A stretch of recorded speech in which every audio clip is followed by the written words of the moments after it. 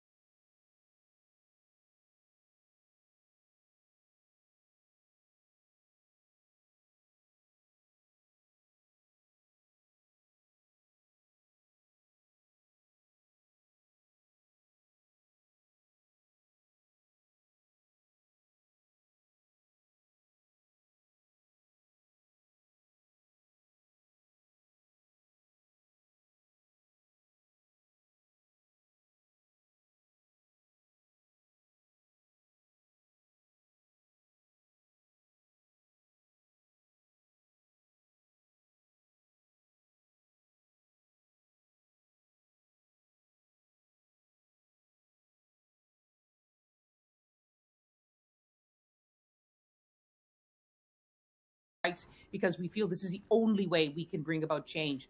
But there were others who were really expressed their anxiety about another military attacks against Iran, didn't want to see another war, wanted the international sanctions to be lifted. Iran is very much on the crossroads, a country pulling in many directions. And now those decisions are out of their hands, and it is the hands of the military commanders now. And history tells us, and you hear generals in the Pentagon saying that no plan survives contact with the enemy. And in this case, the enemy is Iran, and it is carrying out the threat. It said, if you attack us this time, we will attack as we never have attacked before.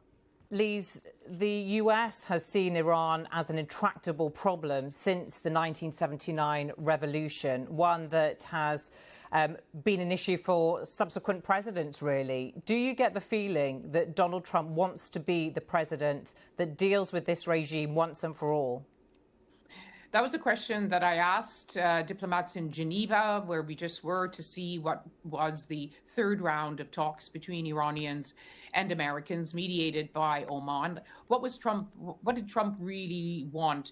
And there has been a sense, and how he has performed in office during this second time, that he likes the short, sharp, successful deal, the kind that he ordered in Venezuela, where they just went in. There were no American casualties. They took away President Nicolas Maduro and his wife.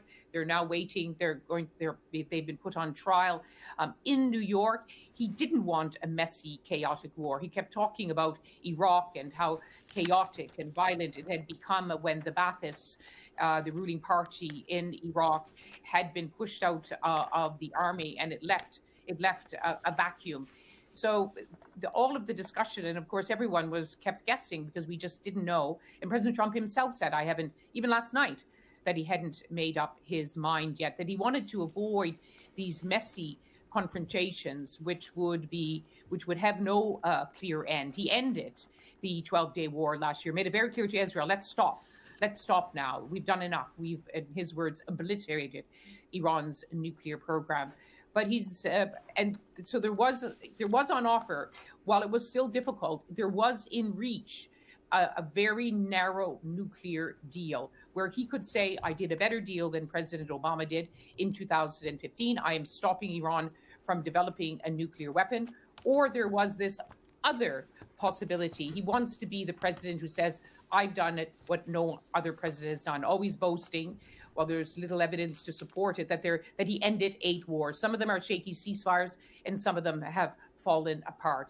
There was a bigger prize, and this is what Prime Minister Netanyahu of Israel had been telling him. You can end nearly a half-century of enmity between the United States of America and the Islamic Republic of Iran. Iran has never been weaker externally and internally. Now is the time to strike. But there were leaders in the region saying, don't do it. We will all suffer. But he has listened to those voices who said, now is the time to strike, and to strike as hard as you can and as wide and deep as you can. It is unfolding in these early hours. Lise, as ever, thank you for your analysis and your expertise. Just some reaction coming in from around the world now. The Reuters news agency is reporting Australian Prime Minister Anthony Albanese saying he supports the US acting to prevent Iran from obtaining a nuclear weapon, to prevent Iran continuing to threaten international security. We can now go live to our international editor, Jeremy Bowen. Jeremy, welcome to you. What's your analysis of what's happening now in the region and whether or not this is an existential threat to the Iranian regime? It's a very dangerous moment. It's a dangerous moment for the whole region, particularly the Gulf area. It's dangerous as well, of course, for the Israelis in terms of being hit back, and for the Americans in terms of Iranian retaliation. It's most dangerous of all for Iran, for the Iranian people who might be in the way of some of these missiles and airstrikes. And it's clear that what they're after, it seems to be anyway, judging by statements coming out of Trump and out of Prime Minister Netanyahu, that they want regime change. There was a statement that just came out from Netanyahu saying that the people of Iran will be able to seize freedom, or something like that, very much the same tone as Donald Trump. I have to say that there is not, that I'm aware of, one historical instance of regime change happening because of airstrikes. They seem, though, to be keen to put some real holes into the regime, perhaps decapitate it. I mean, who knows? What I would say is that this is a war of choice. They've used the word preemptive. Preemptive normally means there might be some imminent threat. They haven't said that there was actually an imminent threat. I think that just the fact that Iran has capabilities and an ideology which is vehemently anti-Israeli, and of course, they want the end of the Israeli state, that I think appears to be the preemption that they're trying to, the reason why they, in their words, preempting. But what we have to remember is that the war is a political act as well as just a military act. So if the objective is to get rid of the regime, well, I think the regime might be calculating, how long can they keep this one up? Can we, the regime, they might be saying, ride it out? Because, of course, one thing that happened during the war in the summer, so-called 12-day war, was that those stocks of interceptor missiles that the Israelis had and also that the Americans had, they burnt through an awful lot of them. And the Iranians might possibly be calculating that actually this is only going to go on for 4, 5 days, 6, 7 days, something like that, and they can ride it out, and that if they survive, then for them survival might equal victory. Jeremy, just some breaking news to bring our viewers. The AFP news agency is reporting that loud explosions have been heard in Riyadh, the capital of Saudi Arabia, of course. You talked about this being a dangerous moment for the wider region. We now have heard alerts in Riyadh, in Bahrain, in Qatar as well. What is the potential here, given the number of US bases in the region? Well, I think it's been widely discussed that if this was to happen, and it's happening, that the Iranians would hit back at US bases, they'd hit back at Israel.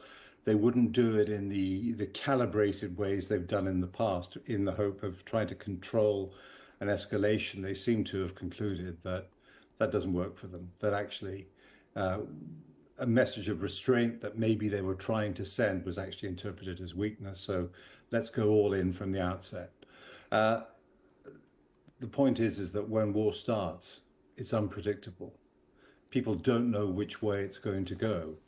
And while those bases, American bases, if that's what they're trying to hit, would be very much on alert and people would be in their bunkers and their shelters and so on, they will be trying to hit back and exact some kind of a price from the Americans and from the Israelis and indeed from anyone else who cares to help them. Because I think that there are some voices in circles in the US that you read saying that actually in private, the Gulf countries, the Gulf Arab states will be cheering all this on. I don't think they will be. I think that they look on America and Israel as, dangerous and at times highly destabilizing powers. And I'm sure they will be very displeased, not to say rather horrified, by what is happening at the moment, because what particularly, the Saudis particularly, they've got lots of internal plans. What they want is a situation where essentially they can concentrate on internal matters. They do not want a war in the region. Jeremy, just in the past few moments, the Reuters news agency has given a reaction from Iran's foreign minister saying that telling his Iraqi counterpart rather, that Tehran will continue to defend itself. And we are seeing that playing out right now, aren't we, in these strikes or reports of strikes across the region and also in Israel. Given that the US is the greatest military power in the world, and Iran clearly knows it can't win a conventional war against the US, against Israel, how does this play out? Well, first of all, the answer is we don't know what's going to happen, because we've now gone into a very unpredictable period. There were reports early on that the Israelis were saying this might last 4 days. Well, it's not really up to them. If the Iranians want to continue sending missiles, if they had the capacity to do that, I think the way potentially that this plays out is that there is a very big onslaught lasting a number of days. They do an awful lot of damage. But then if what they are trying to do is to decapitate the Islamic regime, well, they might not succeed in that because, of course, they will also have, like the Americans have been, and the Israelis, who have been told to go to their shelters. I think you'll find that senior people in the regime will be doing that too, because they will be aware that something like this would have been about to happen. And the messages coming from Donald Trump and from Benjamin Netanyahu is that once we've finished with this, Iranian people, your hour of freedom is at hand. Well, it is a terrible regime, clearly, in Iran, a regime that is happy to send its men onto the streets, as happened earlier on in the year, to kill probably, as far as we know, thousands of people who were protesting against them. Well, those people, those protesters will be thinking, well, I think they'll probably do that again if we tried. So that is a sense of deterrence for them in doing that sort of thing. And another thing to recall is that the Iranian regime is highly ideological. The Shah was overthrown, a long time ago now, 1979, and they've been there, and they do have followers. It's not like the whole country is against them. They have supporters who believe in what they're doing and believe in the Islamic regime. And most important of all, they have security forces who, it has been proven time after time, are prepared to go into the streets to shoot their fellow citizens, to kill them for protesting against the regime. So while the regime is suffering from, massive economic crisis caused principally by sanctions, and while it's under huge external pressure, even before these airstrikes started a few hours ago, in terms of its own internal cohesion and capacity to inflict pain on its internal enemies, it does appear to retain that capacity. Maybe the point of the airstrikes is to try to eliminate that capacity, but trying to do things from long range is really difficult. That regime change from the air hasn't happened. When it's happened, when regimes have been overthrown, and I'm thinking about the Libyan regime, Colonel Gaddafi, 2011, Saddam Hussein, 2003, there's been men on the ground who've been fighting to start with, and also what followed was not some kind of a peaceful transition into liberal democracy and freedom and human rights for all. What happened was collapse, the collapse of those states, the collapse of those countries into failed states. More than 20 years on, Iraq is still dealing with the consequences of that. And as for Libya, well, Libya's in pieces. It has a couple of different governments. It has city-states who are pretty much self-governing. It has militias all over the place. And that's something that happened 15 years ago after the collapse of the Gaddafi regime. And Iran is a much bigger, in terms of population, country than that. So there are all kinds of imponderables ahead. And I'm not so sure how hard Donald Trump has thought about all of this. And if the Israelis have thought about it, well, I think that they have their own reasons for wanting to go ahead with this. Netanyahu, for many years, has said that the Iranian regime is the biggest existential threat that Israel faces. So he will want to take every advantage that he can to try and do it serious damage. OK, Jeremy, thank you. Let's bring in our US correspondent, David Willis, who is in Washington. David, Donald Trump took to social media, Truth Social, just a couple of hours ago with an 8-minute video explaining what's happening. Take us through the key points of that. Yes, and he did so just after 1 o'clock in the morning, local time. Samantha, it's coming up to dawn here, about 10 minutes or so to 5 o'clock in the morning. And in that address, Donald Trump talked about this major combat operation in Iran, what he's calling Operation Epic Fury. And there can never, he said, be a nuclear weapon in Iran.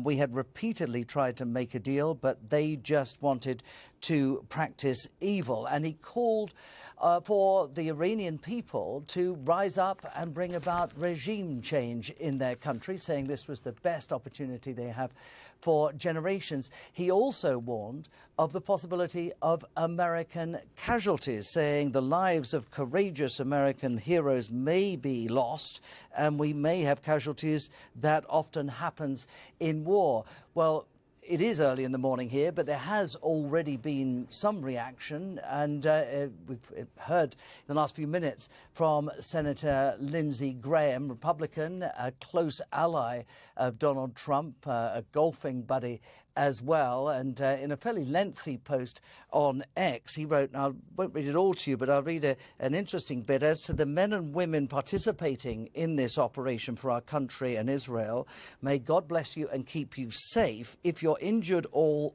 fall, I believe with all my heart that your sacrifice makes your country and the world a better and safer place. And that sort of message has been echoed in the last few minutes as well by the Democratic Senator John Fetterman of Pennsylvania, who has basically said Donald Trump has done what is right and necessary.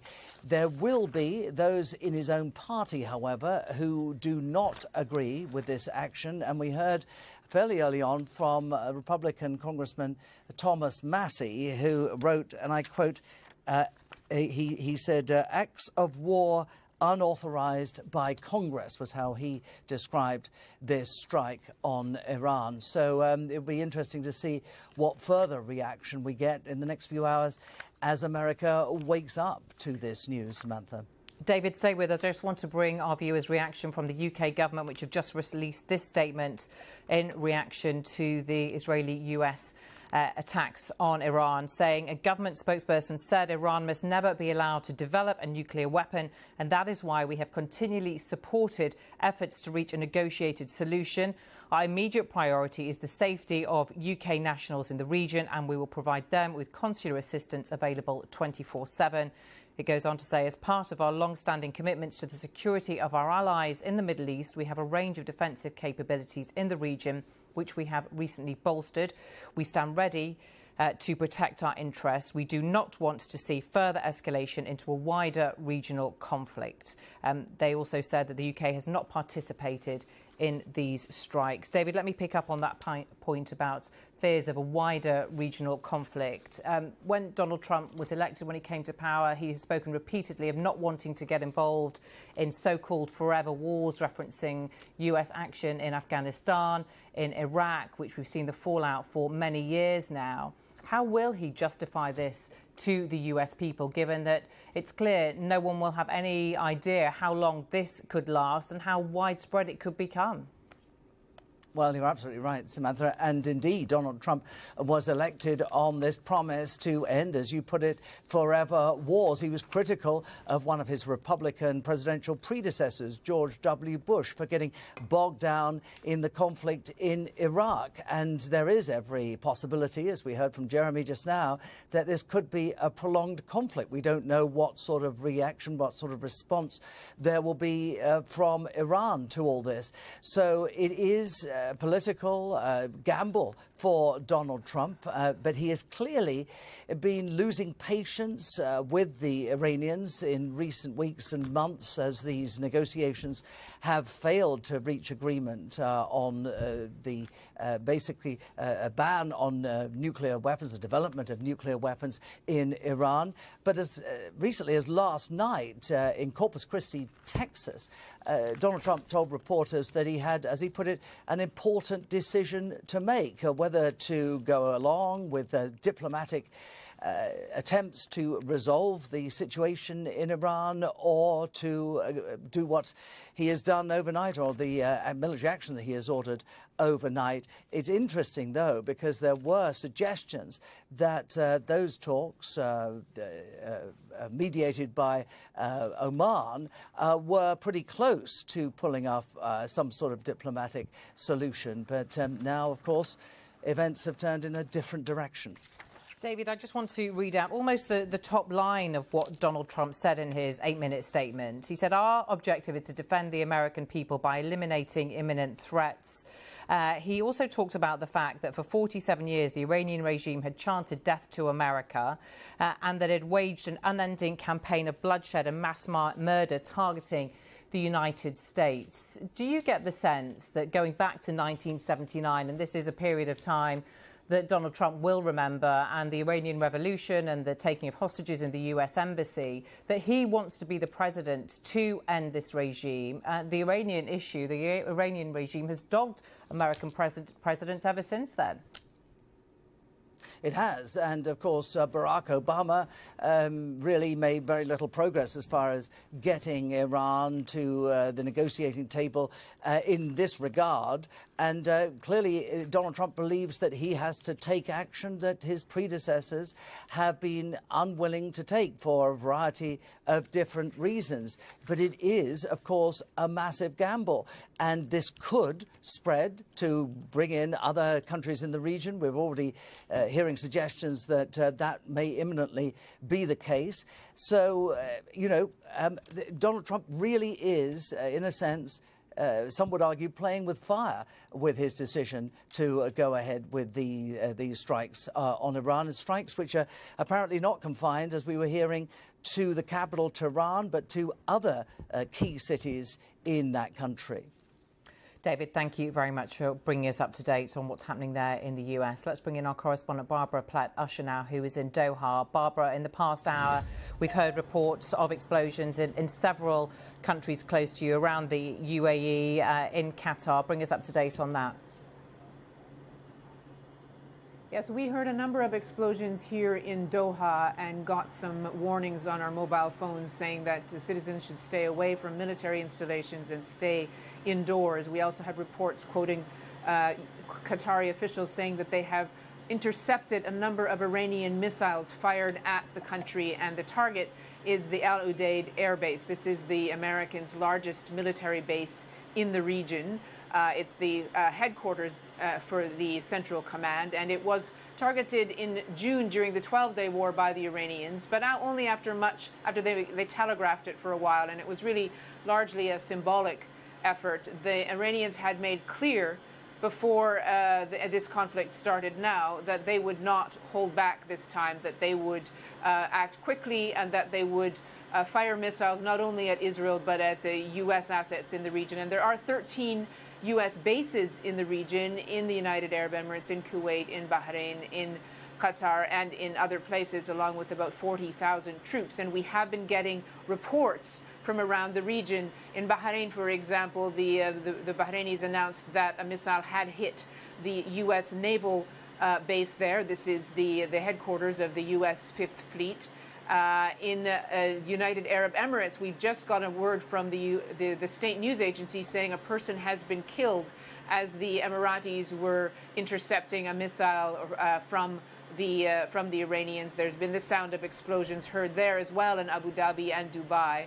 And also a report that explosions were heard in Kuwait as well. So the Iranians do seem to be making good on their promise to make sure that they unleash the missiles that they have on those who are attacking them. Barbara, to what extent will Donald Trump have consulted with those Arab leaders, with those Middle Eastern leaders before these strikes? Because he does have close relations, and of course he has all these bases in these countries, as you've just said. His administration consulted extensively with them, and they were also very proactive in the 2 months leading up to this, trying to mediate a diplomatic solution to this crisis that Mr. Trump had essentially started, given that he had promised to intervene on behalf of protesters and then said, oh no, we're going to do a nuclear deal now, and if you don't agree to our terms, we'll attack you. So they had been very active in trying to prevent that from leading to a military confrontation, very worried about the consequences for the region, knowing that Iran would attack more broadly this time. But also, this is a region that depends on oil and gas, and even if the oil supply is disrupted, that's a problem. But what if Iran would directly target oil and gas facilities? What will happen if the Iranian regime is the target of the strikes, which it turns out is the case. What would come next? Would it be something that would increase stability or decrease stability? And they had been looking at those examples of Iraq and Syria on their doorsteps. So they have been very active, and you're right, this administration has close ties with Arab leaders. You have not just political connections, but investment connections as well. But I think what's very clear in terms of what's happening now is that their advice is not the advice that Mr. Trump took. He took the advice of the Israelis. Barbara, thank you. You're watching BBC News.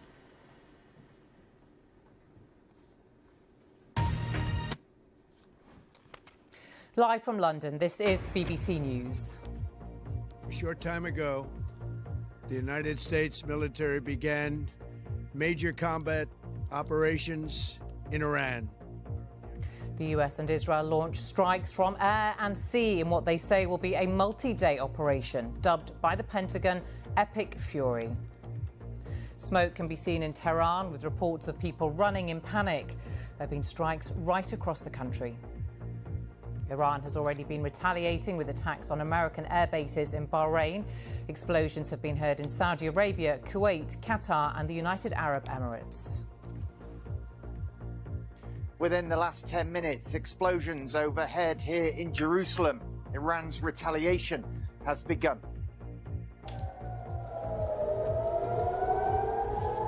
Sirens across Israel as a state of emergency is declared and Iranian missiles are intercepted over the country. In a statement, Israeli Prime Minister Benjamin Netanyahu says there is an existential threat against his country.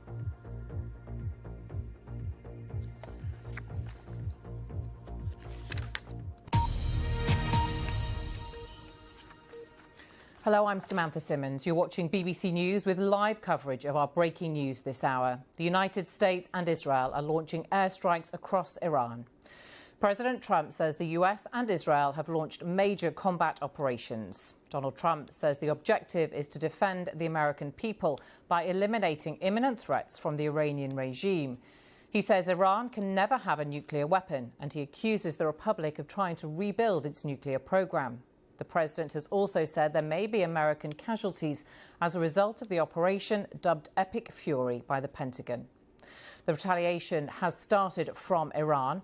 Bahrain says the US base has come under attack. The United Arab Emirates, Kuwait and Qatar also report that they have had missiles fired into their countries, with reports of explosions in the Saudi capital Riyadh.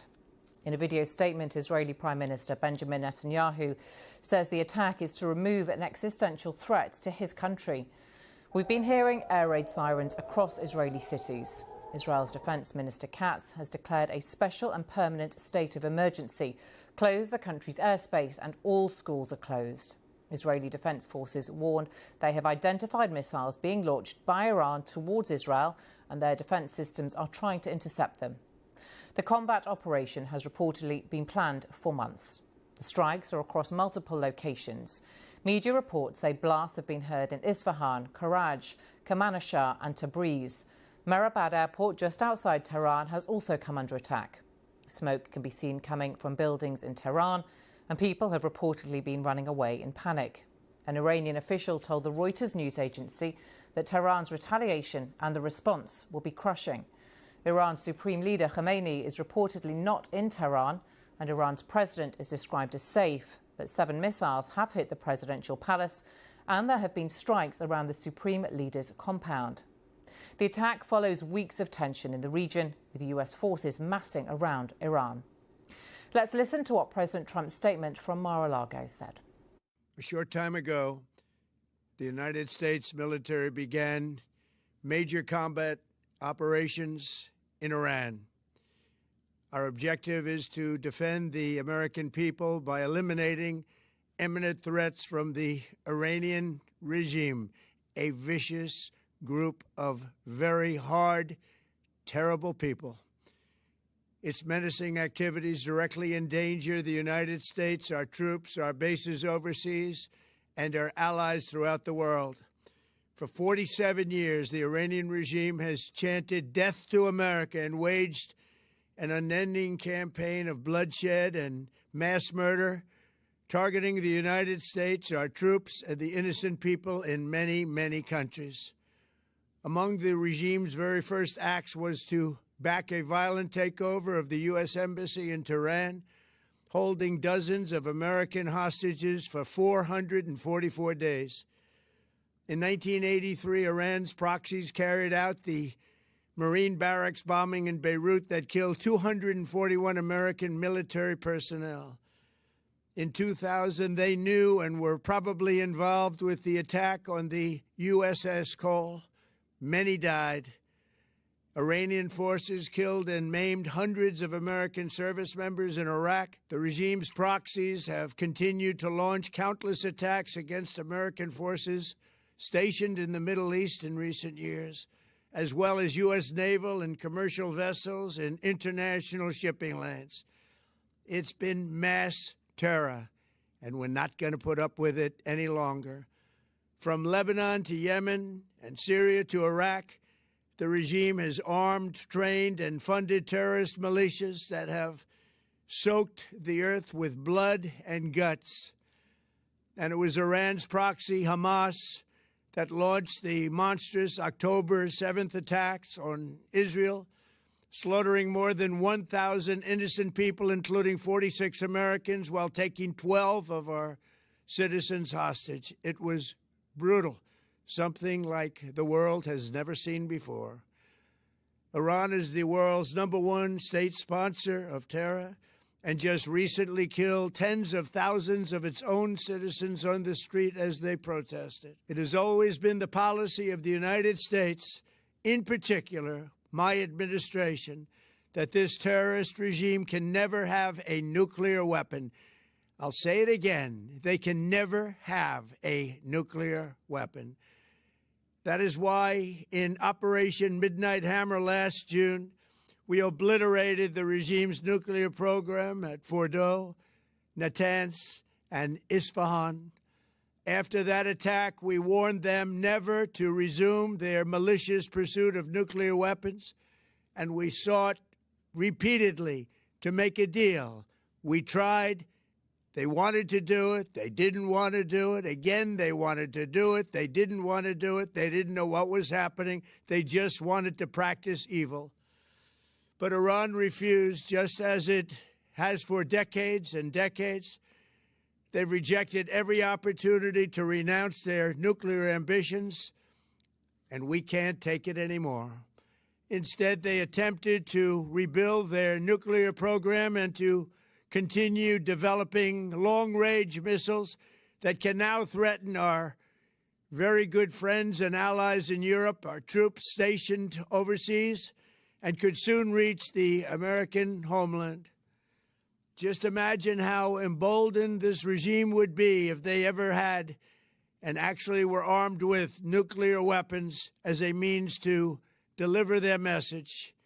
For these reasons, the United States military is undertaking a massive and ongoing operation to prevent this very wicked, radical dictatorship from threatening America and our core national security interests. We are going to destroy their missiles and raise their missile industry to the ground. It will be totally, again, obliterated. We're going to annihilate their Navy. We're going to ensure that the region's terrorist proxies can no longer destabilize the region or the world. President Trump there. We've been reporting on what's been happening in terms of the wider region, and the AFP news agency is just reporting that Jordan has now shot down 2 ballistic missiles targeting their kingdom. Let's speak to our correspondent John Donison, who is in Jerusalem and can bring us the latest from there. John, what's happening across Israel, where there is now a state of emergency and sirens sounding across many regions there? Well, within the last hour, we've had sirens, every 10 minutes or so, and we've had explosions directly overhead here in Jerusalem. Israel's missile defense system shooting down projectiles further to the west on the coast in Israel's biggest city, Tel Aviv, and then also in Haifa. We know that there have been explosions there. Not sure whether any of those missiles managed to get through, but it's pretty clear that Iran's retaliation, which it says will be crushing, has begun. And tell us what Prime Minister Netanyahu has told his country about why they are doing this and now, and what the end goal is. Well, he says that Iran poses an existential threat to Israel, and the end goal is eliminating that threat. And what Israel would like to see is a change of regime in Iran. Now, when you listen to that 8-minute address from President Trump, it was interesting. Towards the end, he said, when we are finished, he wants the Iranian people to rise up and seize their government, saying it was a once-in-a-generation opportunity for them, to paraphrase. So it does not seem at the moment like this is going to be a limited operation by the Americans and the Israelis to put pressure on Iran to maybe make concessions in those nuclear talks that we thought were ongoing.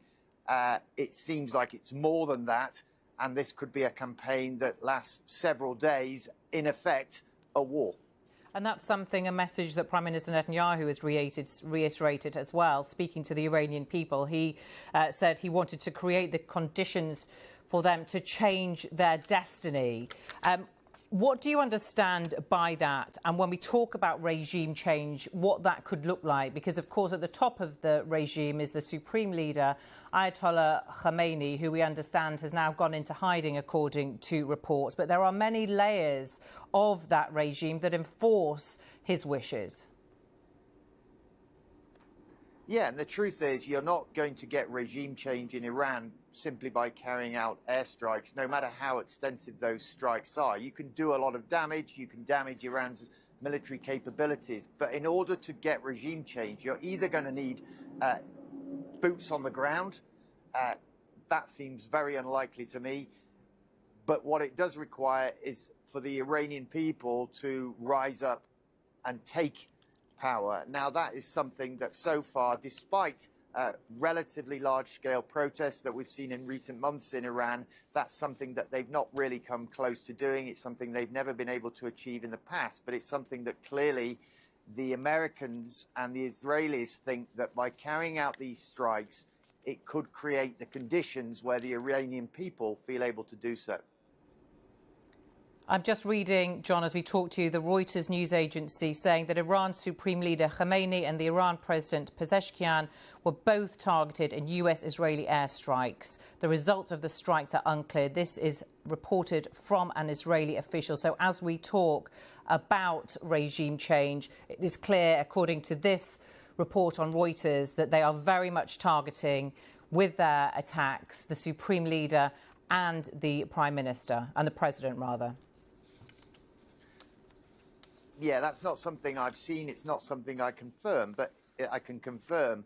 But if the Israelis and the Americans were trying to take out the Supreme Leader, then that is obviously a massive step. It's massively inflammatory. It's not something that the Iranians are going to be able to sit back and ignore. And, you know, we have seen this retaliation has begun with missiles coming over, not just here, but to other parts of the region, as you were reporting. But I would imagine that it's just the start of it. You know, the Iranians are going to have to be calculating how do they respond to what's been done, and how do they continue to respond if this major combat operations, as President Trump has called it, continues. Because in the past, you remember that 12-day war between Israel and Iran last year. You know, you saw fairly extensive ballistic missiles being fired over to Israel, causing casualties, causing damage. Now, Iran's military capability has been massively diminished in the various exchanges of fire and conflicts between Iran, Israel, and the United States over the last year or so, but it still has the capability to hit cities like Tel Aviv, to hit cities like Haifa hard. And certainly if they direct a large number of ballistic missiles at the center of Tel Aviv all at the same time, I think there is an exception within Israel that despite their incredibly capable missile defense shields, some will get through and you would end up with casualties. Yeah, we also understand that here in the UK, the government has understandably advised against all travel to Israel and to Palestine. It's also holding an emergency COBRA meeting right now and says they stand ready to assist, but they have made it clear they haven't been involved in this joint operation. And this operation, John, it's clear from reports, has been many, many weeks in the planning, and Prime Minister Netanyahu was just in the United States in the past few weeks. Yeah, I think it's probably been months in the planning. You know, I was actually in Jerusalem right at the start of the year, at the start of January, and then we were anticipating the possibility of American and Israeli strikes on Iran. But then the Americans, they didn't have the military hardware in place in the region to be able to do what they wanted to do. But over the in recent weeks, they've shifted over a huge amount of military power to the region, to aircraft carrier groups, fighter jets, and you've got the largest military presence from the Americans in the region since the Iraq war back in 2003. So they clearly now feel that they've got their pieces in place and they can do what they want to do. OK, John, thank you very much. We were just hearing as well that the IDF, the Israel Defence Forces, have said that dozens of missiles have been fired at Israel this morning, and they have confirmed that 70,000 reservists have now been sent call-up notices. So we understand that this is obviously a fast-moving situation with many new lines coming in by the moment. But tensions between Iran and the US are rooted in decades of mistrust and have escalated dramatically in recent months. So how did we get to this point? In June 2025, Israel attacked Iran, sparking a 12-day tit-for-tat war. The US joined the conflict, attacking 3 nuclear sites as part of what it called Operation Midnight Hammer. Iran responded in kind by targeting a military base in Qatar used by US troops. In late December, protests broke out in Tehran with people angry about economic conditions. Over the following days, those protests morphed into massive anti-government demonstrations across the country. In January, President Trump called on Iranians to keep going, telling them that help is on its way. But the protests were brutally suppressed by a government crackdown, with thousands of people killed. In recent weeks, the US has sent thousands of troops and what Trump has described as an armada to the Middle East, including 2 aircraft carriers, warships and fighter jets. Well, just a reminder of those breaking news lines in the past few minutes. The Israeli Defence Forces have said that dozens of missiles have been fired at Israel this morning. They've confirmed that 70,000 reservists have been called up.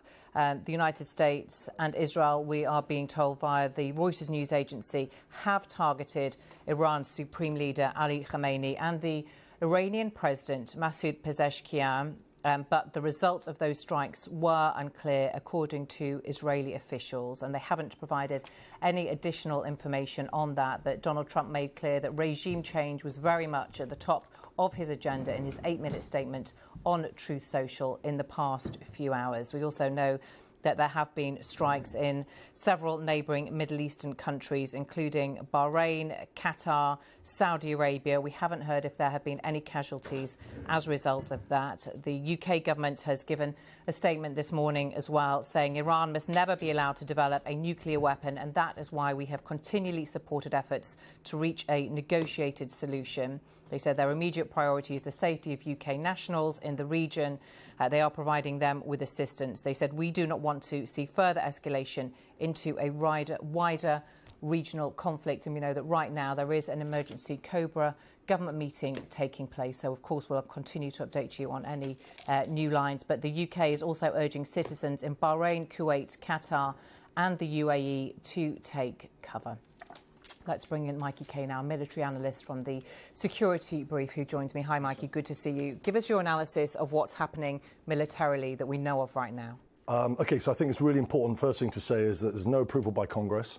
There's no UN Security Council resolution that backs this. And the GCC, the Gulf Cooperation States, have not bought into this. So this is a bilateral operation between Israel and the United States. Open source intelligence this morning indicates that we've seen Tomahawk land attack missiles going across Iraq. The Tomahawk land attack missile is a cruise missile that is launched from submarines or cruisers or destroyers, and they are likely to be part of the Gerald Ford Carrier Strike Group, which is in the Mediterranean at the moment. And we know that because they're coming across Iraq. What does the TLAM do, the Tomahawk Land Attack Missile? It's got a range of about 1,000 miles plus. It can put a penetrator head on the top, which means that it can be used against installations that are underground, so command and control nodes. It can be used against surface-to-air missile systems, and it can be used against airfields which have aircraft on them. That's called OCA, Offensive Counter-Air. And what that means in terms of military doctrine is that you try and strike the aircraft on the ground before they get airborne. From the IDF, we've also seen airborne strikes. We don't know what jets they're using at the moment, but we do know that US F-22 Raptors, so the F-22 Raptor is the most advanced air-to-air aircraft in the world. It's a 5th gen, it's got stealth. They arrived in Ovda Air Base in South Israel yesterday. Started off with a package of 12 from RAF Lakenheath, where they were staging through. One aircraft went US, which meant that there were 13 there, and we're awaiting the arrival, if they haven't arrived already, of the last 13, which puts 24 F-22s inside Ovda Air Base in southern Israel. So we knew that the IDF were potentially going to do the preeminent strike. We don't know what aircraft they're using. We don't know what route they've taken in, but we know that the TLAMs are likely coming from the Mediterranean, from the Ford Carrier Strike Group. What do you make of these reports coming from Israel that they have targeted in this operation the Supreme Leader and the President of Iran? Well, I think we should put a bit of nuance on this. They've targeted the residence of the Supreme Leader. He is highly unlikely to be inside his residence. In fact, we understand that he's not. Yeah. So, I mean, that's a message. That's a message to Iran in terms of we're going to target the residents of that, and I totally understand that. Getting the Ayatollah, that's a very different beast. If we look at the Maduro operation in Venezuela and what that took in order to lift Maduro, Venezuela geographically is a much easier country to do that strike op. It's called a heli attack force strike op. The surface-to-air missile systems are much easier to soften up. The geography of getting the 160th Night Stalkers across Venezuela is way easier than any form of similar operation on the Ayatollah. So I'm not saying that the Ayatollah isn't part of one of the primary objectives or primary targets. The likely primary targets will be the Ayatollah and high-value targets inside the Iranian Guard Corps, the IRGC. But then as we've heard Trump speaking, the other primary objectives are ballistic missile sites and the enriched uranium. The enriched uranium is a much, much harder target to engage. And we saw on Operation Midnight Hammer during the 12-day war last year, that required a number of what's called B-2 Spirit bombers, the triangular wing stealth bomber, which flew from Whitman Air Base in Missouri on a one-way mission. Took about 36 hours. And they ended up dropping what was called a GBU-57. That's called a massive ordnance penetrator. It's a 30,000-pound bomb, basically, that can only be dropped from the B-2. And 14 of those were dropped on 3 of the Iranian nuclear facilities, Fordow, Natanz, and Isfahan. So as one of the objectives that the US might have, which is the nuclear facilities, that is a much, much bigger operation. Trump's also talked about, and I was just come back from Geneva with Christian Fraser. We were outside where the negotiations were happening on Thursday. The other 2 objectives that the US administration were looking at were Iranian proxies and the ballistic missile sites. Now, Iran has the most comprehensive, volume-wise and diverse-wise, it has the most diverse ballistic missile capability in the entire Middle East. So when Donald Trump is saying that they're going after the ballistic missile sites, some of those might be stationary in silos, but a lot of them are mobile. And that is an incredibly hard objective to achieve in its entirety. Will they be able to degrade them? Yeah, of course they will. Will they be able to completely annihilate them? Absolutely not, because you can move them. Now, what the F-35, which is a 5th-generation fighter that the Americans used in Venezuela was used for, which is fascinating, but it won't be able to use for this in Iran, is it's a sensor platform. So it wasn't dropping bombs. It was sat off the Venezuelan coast, and it was using its sensors to detect where Venezuelan surface-to-air missile systems, mobile missile systems were. And when those mobile systems started moving, the F-35 was using its sensor to feed back updated GPS coordinates into those TLAM missiles, which would then allow to strike that. And that's not going to be, they're not going to be able to do that in Iran, because Iran is 3 times the size of Iraq. The Reuters news agency is just reporting some Saudi reaction from the foreign ministry there, condemning the Iranian attacks on the UAE, Bahrain, Qatar, Kuwait and Jordan, as well as Saudi itself. Given that these are, Mikey, all allies of the US, they all have US bases there, which no doubt is what the Iranians are probably targeting, but we don't have direct information on exactly what those targets are. Yeah, I think we've got a graphic, actually, of where the US bases are. Yeah. Here we go. So they are multiple, they are widespread. What is the risk here of a wider conflagration with these countries being targeted by Iran? Well, I think there'll definitely be communications going on between the US and Qatar. You've got Al-Udeid, so you can see Al-Udeid. Let's just basically run through. So you've got US bases in all along the Persian Gulf. You've got Iraq to the north. You've got Kuwait. As you come down, you've got Qatar. You've got the UAE. And then also there's a huge build-up of US military capability in Muwafaq Air Base in Jordan. So Al-Udeid is really important. It's the largest US base in the Middle East, and we can just zoom in on that. And it's got an air base, and it's got what's based there at the moment are called the KC-135 and KC-46 airborne tankers. So they can get airborne and basically provide a petrol station in the sky to sustain air operations. But it's also got the Combined Air Operations Center. It's called the KAOC. And I've been in there. If you go in there, it's basically just a huge operations center that governs CENTCOM operations all across the area of responsibility for CENTCOM, which is as far west as Egypt and as far east as Kazakhstan. So it's huge. So there's significant military capability in Al-Udeid alone. And of course, that's going to be one of the primary targets from Iran. All of the air bases have got potential to be targeted. So I think that's to be expected in terms of a retaliatory response. But again, conversations will be going on in terms of how this escalates. Yeah, let me just bring in a couple of lines. The US Defense Secretary Pete Hegseth and Chairman of the Joint Chiefs of Staff, General Dan Kane, are monitoring Iran operations from Mar-a-Lago. That is, of course, Donald Trump's home in Florida. That's being reported by someone who is apparently familiar with the matter. We've also got reaction in from the EU's Ursula von der Leyen saying we call on all parties to exercise maximum restraints to protect civilians and to fully respect international law. We're also hearing that there have been several explosions heard in Abu Dhabi's near the city's main airport. Airspace has been closed across most of this region now, and travel obviously restricted. Yeah, the UK's Gatwick Airport is also reporting restrictions. In the Middle East, some flights to and from London may experience delays or cancellations. So, yeah, you can appreciate that as all of these countries are reacting around the world, flights being cancelled and rerouted by the moment. Well, let's speak to Dr. Badr Al-Saif, an assistant professor at Kuwait University and the president of Al-Saif Consulting, who's been hearing strikes. Welcome to you. Tell us what you've been hearing.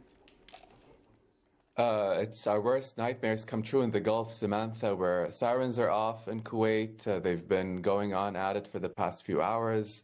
Our belief is that we've intercepted Iranian missiles for now, and we hope that we continue to do so in the coming hours and hopefully no more of this. I mean, it just tells you how high the threat perception of Iran is to begin by hitting their closest neighbors. Granted, they think that it's the US bases that they're hitting, but they're really hitting their neighbors. And those are Gulf neighbors that have been trying very hard to avert war. I mean, you saw the Omani foreign minister in the US yesterday and a few days before in Geneva. The same thing has been happening by other capitals in the region. So the Gulf states don't deserve such a predicament. I think they need to focus on US targets elsewhere if they were to go at that war. And, it's a blow to diplomacy from all sides. This is being This is happening as diplomacy was being pursued for the second time. The same thing happened last June. In the middle of diplomatic talks, the US and Israel decided to strike. So it sends, a tough lesson for diplomacy and for watchers of diplomacy. What's happening across Kuwait now? What's the government advising you? How are you feeling, you and your family? I mean, look, streets are, it's the weekend. It's a long weekend. We just celebrated our National Day and Liberation Day in the past 2 days. So it's quiet because of that. But you can feel that it's even more quiet around us with the sirens off. People are bracing for the worst. We're confident that there will be measures taken to protect us. There hasn't been any casualties. We've heard of something in Jordan at the moment. So we're watching and comparing with other capitals that are being hit across the Gulf and in Jordan. And we just, we're praying for the best. Diplomacy needs to come back on track. This is not going to be solved by war, okay, right? Just... And the objective is not quite clear. Doctor, it came out. I just want to pause you there because there's been some reaction from Donald Trump, who's given an interview with the Washington Post. I just want to bring our viewers those lines. He has said that his main concern is freedom for the Iranian people and the US is working to make Iran a peace that is safe. He said, all I want is freedom for the people. He was asked about what he hoped his legacy would be as a result of the operation. He said, I want a safe nation, and that's what we are going to have. Doctor, let me ask you, you said that this is your worst nightmare. Donald Trump has said it's clear he wants regime change. Would regime change make the region a safer place? Has regime change worked in the past with the other countries around us in the region? The regime change was a platform that he went into election against in the last two, election cycles. So regime change usually comes with it regime collapse. It comes chaos, fragmentation, spillovers to other countries. It's not a straightforward answer. So to move on from the very limited goal of blocking any ambitions for being a nuclear state to negotiating proxy actions by Iran to now going to the maximalist objective of regime change is quite something. And it speaks to the threat perceptions from both sides, the Iranians and the Americans, right? I mean, they're both going at it, and that's why you're seeing all these attacks at the different Gulf states, things that we haven't seen in the last showdown last June. So that says something about where we're headed. It's unclear. There is no clear trajectory. I think there will be much more chaos down the line. OK, Doctor, we appreciate your time. Thank you very much for telling us what your experiences are and your analysis. And just also a report on the AFP news agency that fresh blasts have been heard in Abu Dhabi, according to residents who have spoken to that news agency. We can speak to Ahmed Mamarian now, who is a senior Iran analyst at Dawn, a foreign policy think tank focused on the Middle East. Welcome to you. Good to speak to you. What's your analysis of Donald Trump's objectives today? President Trump, in his 8 minutes address, he listed a long list of American grievances when it comes to the Iranian regime, from the revolution and chanting death to America to the hostage crisis and holding American diplomats for 440 days in captivity, and then Iran's missile program, Iran's nuclear program, and at the end, the regime change that he promised. Basically, what he said was that Iranians, for now, go to their homes because there would be bombs everywhere. But they have to come and take over the government and ask the military to lay down their arms, because those who lay down their arms would be safe. But, so anyways, in general, I think that he had a long list of objectives, and it was not very clear what was the exact the main objective, but it's definitely a framework for regime change. There's so much to be unfolded. It's a very vast, huge objective with a lot of unknowns. Right now in Tehran, I heard from people who heard bombings in different places, going back to their homes, and very much curious to see what unfolds next. How vulnerable is the regime right now, given that its proxies across the Middle East are severely weakened after the last 2.5 years, given that there have been these mass protests last month across the country, which were brutally put down with many thousands killed, some reports of possibly tens of thousands. But there are clearly many people within the country who do want a change. How weakened do you think the leadership is? The leadership in Iran is at its weakest position in the past few decades. As you mentioned, they have lost so much of their wings in the past 2 years in the region.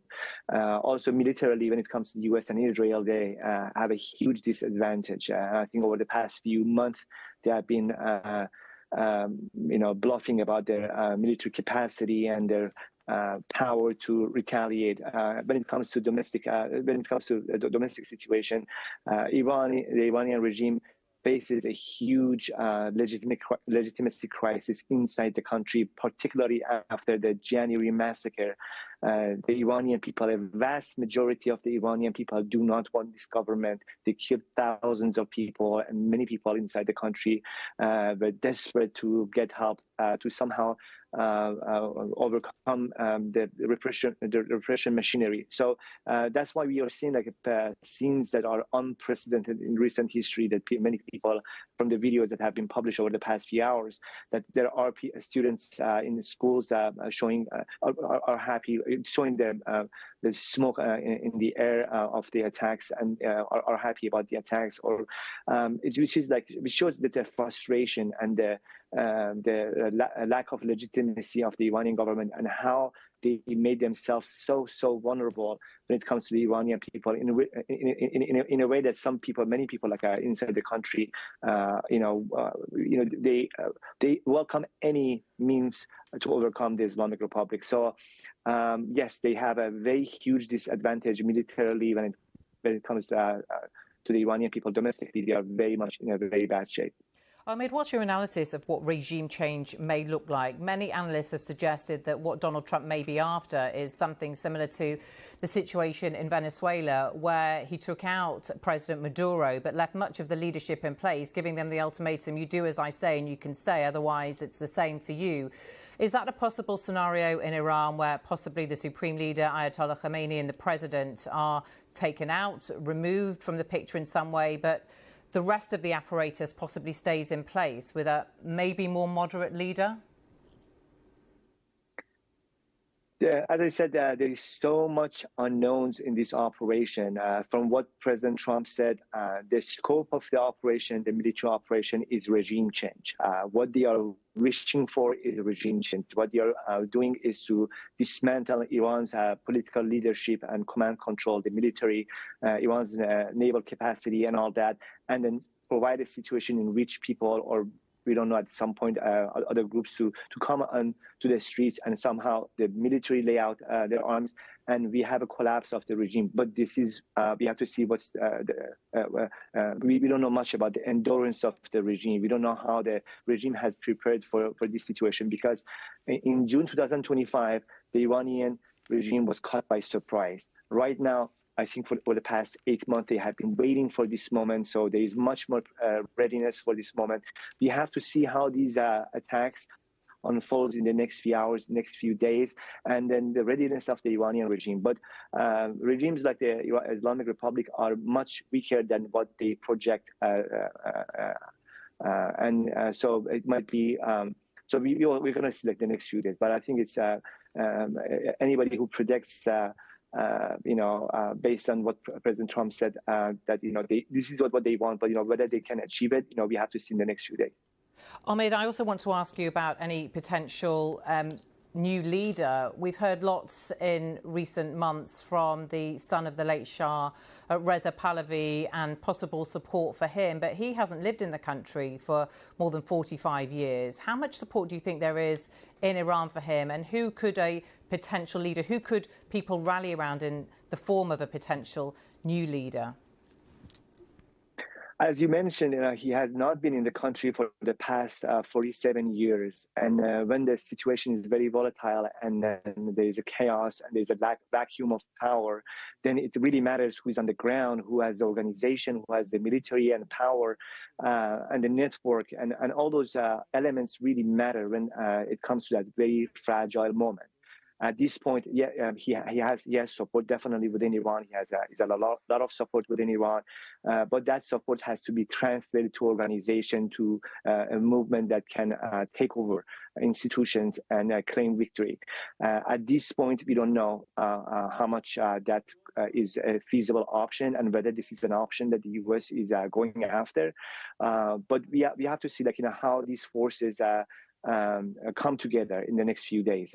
Definitely, we have to see a fraction within the establishment in the next few days by dismantling the leadership or by removing some of these political leaders from the scene. There might be a vacuum in the power, and other people come to the scene. But in general, I would say we are in the very, very early stages of this conflict, and it's very unclear the direction it's headed. There are so many different scenarios, but at the moment, when we get to that moment, it really matters who is on the ground, who has power, who has the army, who has the guns, and how much the core of the Islamic Republic fractures. How much of that we see the split, and there is a fracture if there is a fracture within the regime. That I think would be very significant. If there is a fracture, then that could escalate other developments. Ahmed Mamarian, thank you very much for bringing us your analysis. Just some new lines coming in, reported on the Reuters news agency from Iran's IRGC, the Revolutionary Guard Corps there, saying that all Israel and US bases in the region have been struck by the powerful blows of Iranian missiles. They said this operation will continue relentlessly until the enemy is decisively defeated. Let's speak now to our correspondent, David Willis, who is in Washington. David, welcome to you. And Donald Trump has given a few comments to the Washington Post. Bring us up to date.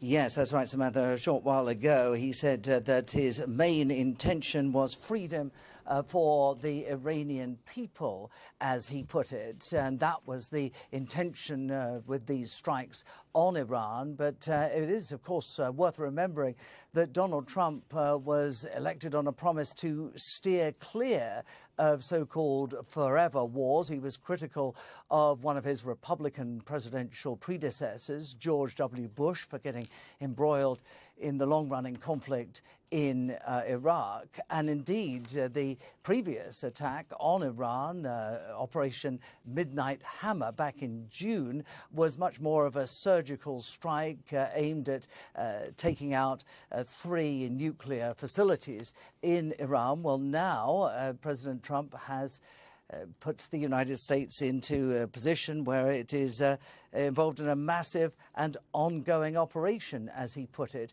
in that country. And also President Trump warning the American people of the possibility of U.S. casualties. This, of course, all without any approval on the part of Congress. And we've already heard from the Republican Congressman Thomas Massie, who wrote on X, "Acts of war unauthorized by Congress," his characterization of the strikes on Iran that we've seen in the last few hours. Samantha.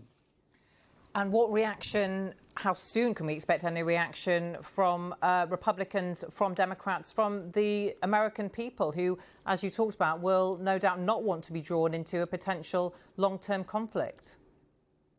Well, the word of these strikes came about after 2 o'clock in the morning here in Washington, D.C. It's now, 5:42 in the morning. So Americans will be waking up in the next few hours to this news. And it has prompted reaction from some Republicans that is favourable to Donald Trump, although Lindsey Graham, the senator, also made the point in a long post on X. As to the men and women participating in this operation for our country and Israel, may God bless you and keep you safe. If you are injured or fall, I believe with all my heart that your sacrifice makes your country and the world a better and safer place. So reinforcing Donald Trump's suggestion that this is not potentially without American casualties, the Democrat Senator John Fetterman in the last hour or so coming to the support of Donald Trump, though, on this, saying that Mr. Trump has been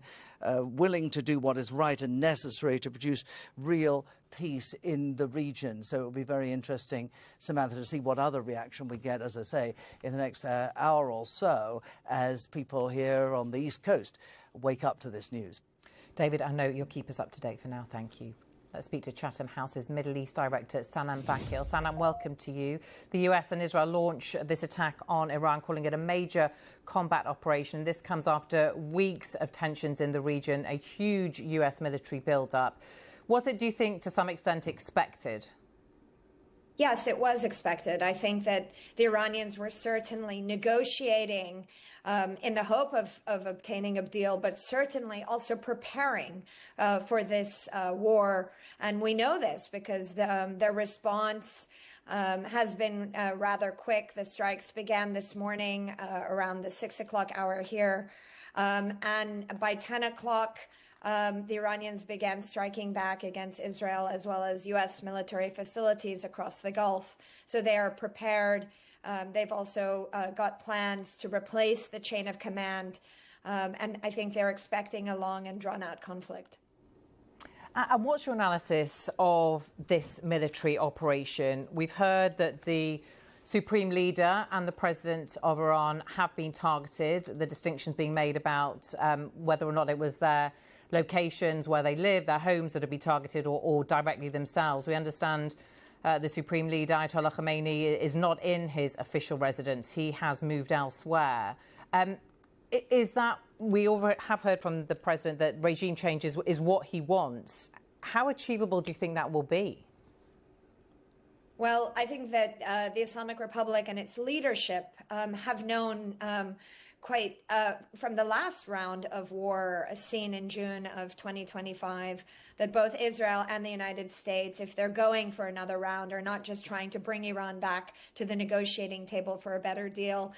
This second war is about decapitating the regime and seeing what comes next, and hoping perhaps that a system will be more pliant and pliable for the United States and Israel as well. Taking out the Iranian Supreme Leader was attempted, I think, also in the last war. He is certainly underground and has been for quite some time now. There are suggestions that he will make some sort of speech to show proof of life, but also to show that there are plans and a command structure underway.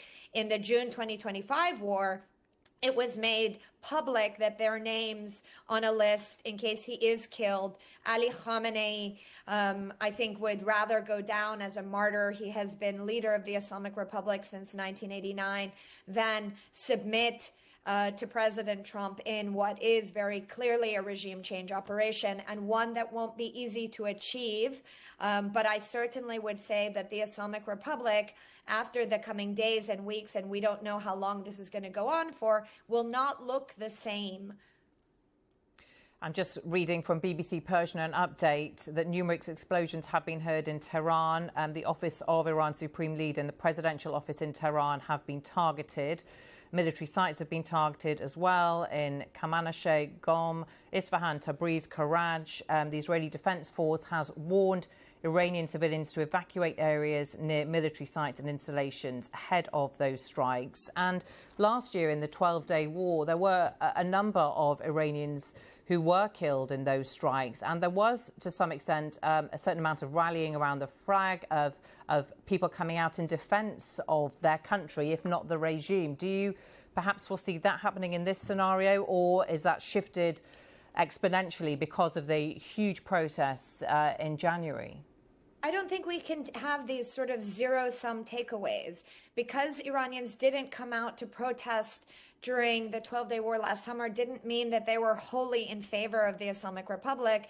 And despite these protests, doesn't mean that we just saw in January that Iranians are wholly against a foreign war against Iran. I think certainly people are not going to be protesting while missiles and bombs are raining down across the country. We have to see if the United States is able to dismantle this regime. This regime is institutionalized, it's bureaucratized, it's been in power for almost 5 decades. So if there is fragmentation at the elite level, if the military chooses to break away and people join together, that is what we should be looking for. But I don't expect that it will happen a couple hours after a military operation has begun. It will happen when the bombs stop and people are given space and agency to be involved in what comes next. The Saudi government have condemned what it called Iranian aggression against the UAE, Bahrain, Qatar, Kuwait and Jordan. The UAE have said that one person has been killed by debris after Iranian missiles were intercepted. What is the potential wider implications for the region? Well, it's not potential. It's happening in real time. We have seen Iran immediately, as fast as it could, launch missiles across the region, targeting Israel specifically, but also military bases across the Gulf states. This is no surprise. The Iranians have been saying over the past weeks and even days that that would be their military response. This is an existential moment for the Islamic Republic. They are fighting for their survival, and the only way that they can survive the onslaught of a U.S. and an Israeli attack, which is simultaneous, is to quickly export this war across the region to destabilize as many countries as possible, and to make this not just a U.S., Israel, Iran war, but to make this a consequential war for the wider Middle East. But presumably because they have U.S. bases, they are U.S. allies, their allegiance lies with the US, with Israel, despite how complicated the region is? I wouldn't make these sort of, again, black or white assessments. The region is the one, all of the countries of the Middle East are now heavily involved, and their populations are deeply worried. This is equally existential for people to see drones and missiles flying over their airspace. People will die, and it won't just be Iranians or Americans or Israelis. Gulf states have, of course, long hosted U.S. Air bases and military facilities, hoping that those facilities would protect them from Iranian or broader attacks. And we're seeing the balance change in the region. Threat perceptions definitely change in the region. The Gulf states do not want to be dragged into this war, tried to lobby against this war, appeal to President Trump to pursue the path of diplomacy. And here we are again, facing a broader and much more dangerous war that won't be limited just to Iran and the Iranian people. And certainly over the past year, if not two, particularly when Qatar itself was struck by Iran and Israel in 2025, Gulf states made clear that they didn't just see Iran as a regional destabilizer, but also began to see Israel as a regional destabilizer, a country that continued to strike Lebanon, Syria, but also the Gulf states. So we have to understand the nuance here and appreciate the danger of this war and the impact of this war across the Middle East. Sanam, thank you. Well, let's bring in Mikey Kay, military analyst from the Security Brief. Mikey, welcome. Just in the past few minutes, Reuters is reporting a response from Kuwait, which says it reserves the right to defend itself after the Iranian attack. So let's pick up on that point that Sanam was making there about the potentials for a wider conflagration. Yeah, I mean, look at the moment, it's about defending the basis, it's about defending territory. And the big question for me is, Iran has a massively diverse ballistic missile capability with volume. And the big question I've got is, sort of in my own mind, is what are the stockpiles that Iran has? And then as a consequence of that, it's what capability, how much stockpiles on Patriot missile systems, which are anti-ballistic missile, cruise missile systems, and THAAD, which is terminal high altitude air defense. Now, these systems have been put into the region as part of this US military buildup, but there'll be only so many stockpiles that THAAD and Patriot have. And then obviously that translates to Israel's Iron Dome. An Iron Dome is a 3-tiered layered defense system that uses the Tamir missile out to 40 kilometers, David's Sling out to 300 kilometers, and then what's called the Arrow 2 and Arrow 3 missiles out to 2,000 kilometers. And the Arrow 3 can actually intercept ballistic missiles outside of the atmosphere. So the big guessing game at the moment is how many stockpiles do all of these bases within the region have, including Israel's Iron Dome, and what can Iran, ballistic missile-wise, throw at those bases. Now, that's just a small part of where the potential threat comes from.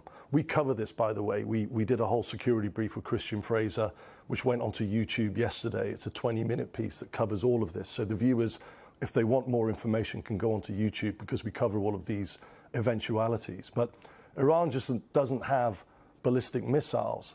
It's got a very comprehensive, what's called one-way attack drone threat, and that's the Shahed 136. So when Iran decides that, or if it decides that the air bases, the US air bases in the region have been struck, if Iran decides to then start launching drones, and you'll ask what would they launch drones at? Well, the US have 2 carriers now in the region. It's got the Gerald Ford, which is in the Mediterranean, and its Carrier Strike Group, and that's likely where the Tomahawk land attack missiles came from to launch the initial strike this morning. But it's also got the Abraham Lincoln, which is in the region as well. And the latest information we have on that is that Carrier Strike Group, if you can see on the map, in the bottom right-hand region, it's Oman. That's where that's going to be based off. So that's an important part of the equation. Mikey, thank you very much for taking us through all that. And as you said, plenty more on the security brief. Well, earlier we spoke to Jeremy Bowen, our international editor, for his analysis on how this may all play out.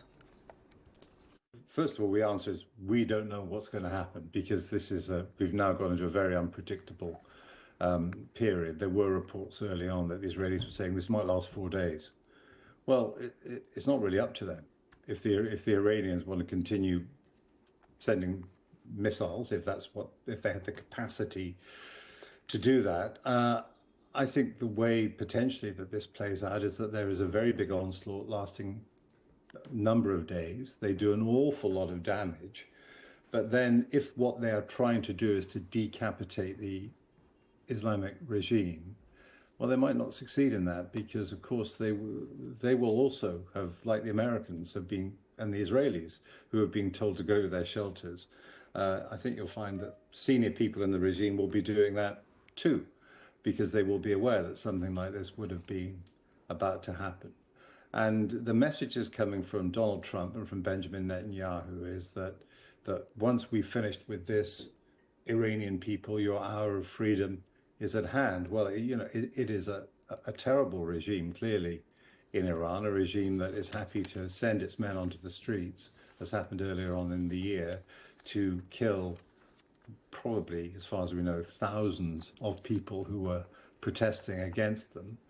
Well, those people, those protesters will be thinking, well, I think they'll probably do that again if we tried. So that is a sense of deterrence for them in doing that sort of thing. And another thing to recall is that the Iranian regime is highly ideological. The Shah was overthrown, a long time ago now, 1979, and they've been there. And they do have followers. It's not like the whole country is against them. They have supporters who believe in what they're doing and believe in the Islamic regime. And most important of all, they have security forces who, it has been proven time after time, are prepared to go into the streets to shoot their fellow citizens, to kill them for protesting against the regime. So while the regime is suffering from, massive economic crisis caused principally by sanctions, and while it's under huge external pressure, even before these airstrikes started a few hours ago, in terms of its own internal cohesion and capacity to inflict pain on its internal enemies, it does appear to retain that capacity. Maybe the point of the airstrikes is to try to eliminate that capacity, but trying to do things from long range is really difficult. That regime change from the air hasn't happened. When it's happened, when regimes have been overthrown, and I'm thinking about the Libyan regime, Colonel Gaddafi, 2011, Saddam Hussein, 2003, there's been men on the ground who've been fighting to start with, and also what followed was not some kind of a peaceful transition into liberal democracy and freedom and human rights for all. What happened was collapse, the collapse of those states, the collapse of those countries into failed states. More than 20 years on, Iraq is still dealing with the consequences of that. And as for Libya, well, Libya's in pieces. It has a couple of different governments. It has city-states who are pretty much self-governing. It has militias all over the place. And that's something that happened 15 years ago after the collapse of the Gaddafi regime. And Iran is a much bigger, in terms of population, country than that. So there are all kinds of imponderables ahead. And I'm not so sure how hard Donald Trump has thought about all of this. And if the Israelis have thought about it, well, I think that they have their own reasons for wanting to go ahead with this. Netanyahu, for many years, has said that the Iranian regime is the biggest existential threat that Israel faces. So he will want to take every advantage that he can to try and do it serious damage.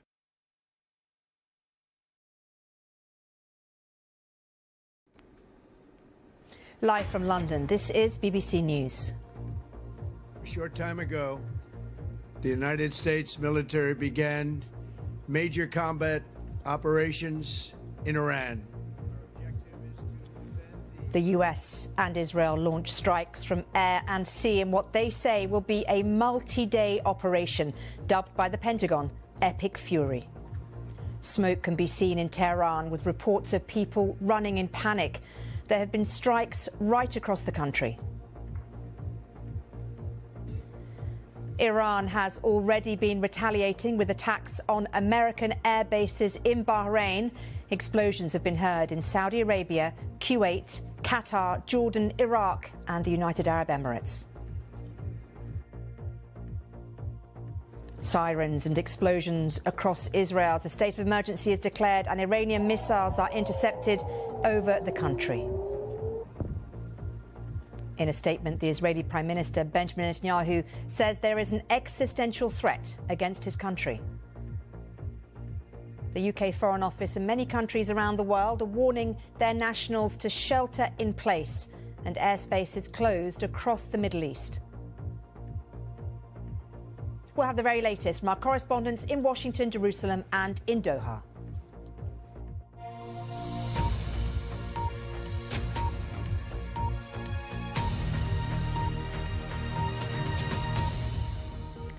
Hello, I'm Marianne Mashiri. You're watching BBC News with live coverage of our breaking news this hour. The United States and Israel are launching airstrikes across Iran. President Trump says the US and Israel have launched major combat operations. Mr. Trump says the objective is to defend the American people by eliminating imminent threats from the Iranian regime. He says Iran can never have a nuclear weapon, and he accused the Republic of trying to rebuild its nuclear program. The president has also said there may be American casualties as a result of the operation dubbed Epic Fury by the Pentagon. Well, the retaliation has already started from Iran. Bahrain says the US base there has come under attack. UAE, Kuwait, Jordan, Iraq and Qatar have also reported that they have had missiles fired into their countries, with reports of explosions in the Saudi capital, Riyadh. Well, in a video statement, the Israeli Prime Minister Benjamin Netanyahu says the attack is to remove an existential threat to his country.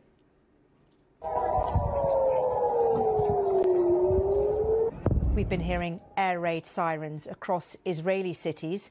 Israel's defence minister has declared a special and permanent state of emergency.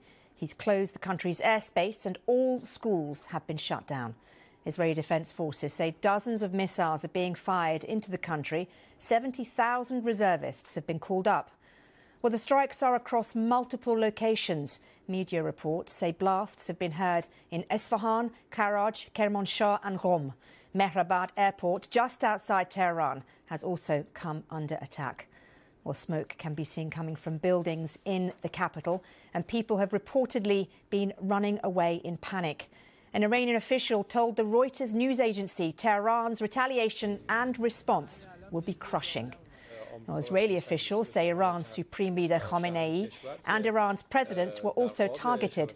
7 missiles have hit the presidential palace, and there have been strikes around the Supreme Leader's compound. Well, the attack follows weeks of tension in the region, with US forces massing around Iran. Let's listen now to what President Trump's statement was from Mar-a-Lago a short time ago. A short time ago, the United States military began major combat operations in Iran. Our objective is to defend the American people by eliminating imminent threats from the Iranian regime, a vicious group of very hard, terrible people. Its menacing activities directly endanger the United States, our troops, our bases overseas, and our allies throughout the world. For 47 years, the Iranian regime has chanted death to America and waged an unending campaign of bloodshed and mass murder, targeting the United States, our troops, and the innocent people in many, many countries. Among the regime's very first acts was to back a violent takeover of the U.S. Embassy in Tehran, holding dozens of American hostages for 444 days. In 1983, Iran's proxies carried out the Marine barracks bombing in Beirut that killed 241 American military personnel. In 2000, they knew and were probably involved with the attack on the USS Cole. Many died. Iranian forces killed and maimed hundreds of American service members in Iraq. The regime's proxies have continued to launch countless attacks against American forces stationed in the Middle East in recent years, as well as U.S. naval and commercial vessels and international shipping lanes. It's been mass terror, and we're not going to put up with it any longer. From Lebanon to Yemen and Syria to Iraq, the regime has armed, trained, and funded terrorist militias that have soaked the earth with blood and guts. And it was Iran's proxy, Hamas, that launched the monstrous October 7th attacks on Israel, slaughtering more than 1,000 innocent people, including 46 Americans, while taking 12 of our citizens hostage. It was brutal, something like the world has never seen before. Iran is the world's #1 state sponsor of terror and just recently killed tens of thousands of its own citizens on the street as they protested. It has always been the policy of the United States, in particular, my administration, that this terrorist regime can never have a nuclear weapon. I'll say it again. They can never have a nuclear weapon. That is why in Operation Midnight Hammer last June, we obliterated the regime's nuclear program at Fordow, Natanz, and Isfahan. After that attack, we warned them never to resume their malicious pursuit of nuclear weapons, and we sought repeatedly to make a deal. We tried. They wanted to do it. They didn't want to do it. Again, they wanted to do it. They didn't want to do it. They didn't know what was happening. They just wanted to practice evil. But Iran refused, just as it has for decades and decades. They've rejected every opportunity to renounce their nuclear ambitions, and we can't take it anymore.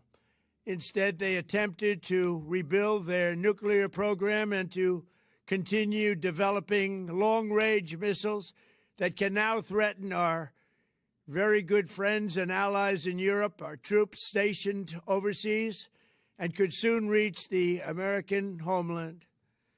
Just imagine how emboldened this regime would be if they ever had and actually were armed with nuclear weapons as a means to deliver their message. For these reasons, the United States military is undertaking a massive and ongoing operation to prevent this very wicked, radical dictatorship from threatening America and our core national security interests. We are going to destroy their missiles and raise their missile industry to the ground. It will be totally, again, obliterated. We're going to annihilate their Navy. We're going to ensure that the region's terrorist proxies can no longer destabilize the region or the world. Well, that was President Trump there. And in the last few seconds, we've heard from the UAE Defence Ministry. They have said that one person has been killed in those retaliatory Iranian strikes. Well, you are with BBC News with continuing coverage of this breaking news story. The US and Israel have carried out a joint attack on Iran as Tehran launches retaliatory strikes against other countries in the surrounding region. And in the last few minutes, we've had confirmation from the Defence Ministry in the United Arab Emirates that one person has been killed in those retaliatory strikes by Iran. We'll give you more on that as and when we get it. But let's now cross live to our correspondents around the world. Joining me now are John Donnison in Jerusalem, David Willis in Washington and Barbara Plett-Usher in Doha. And also we have Bahman Kalbasi from BBC Persian, who is in New York.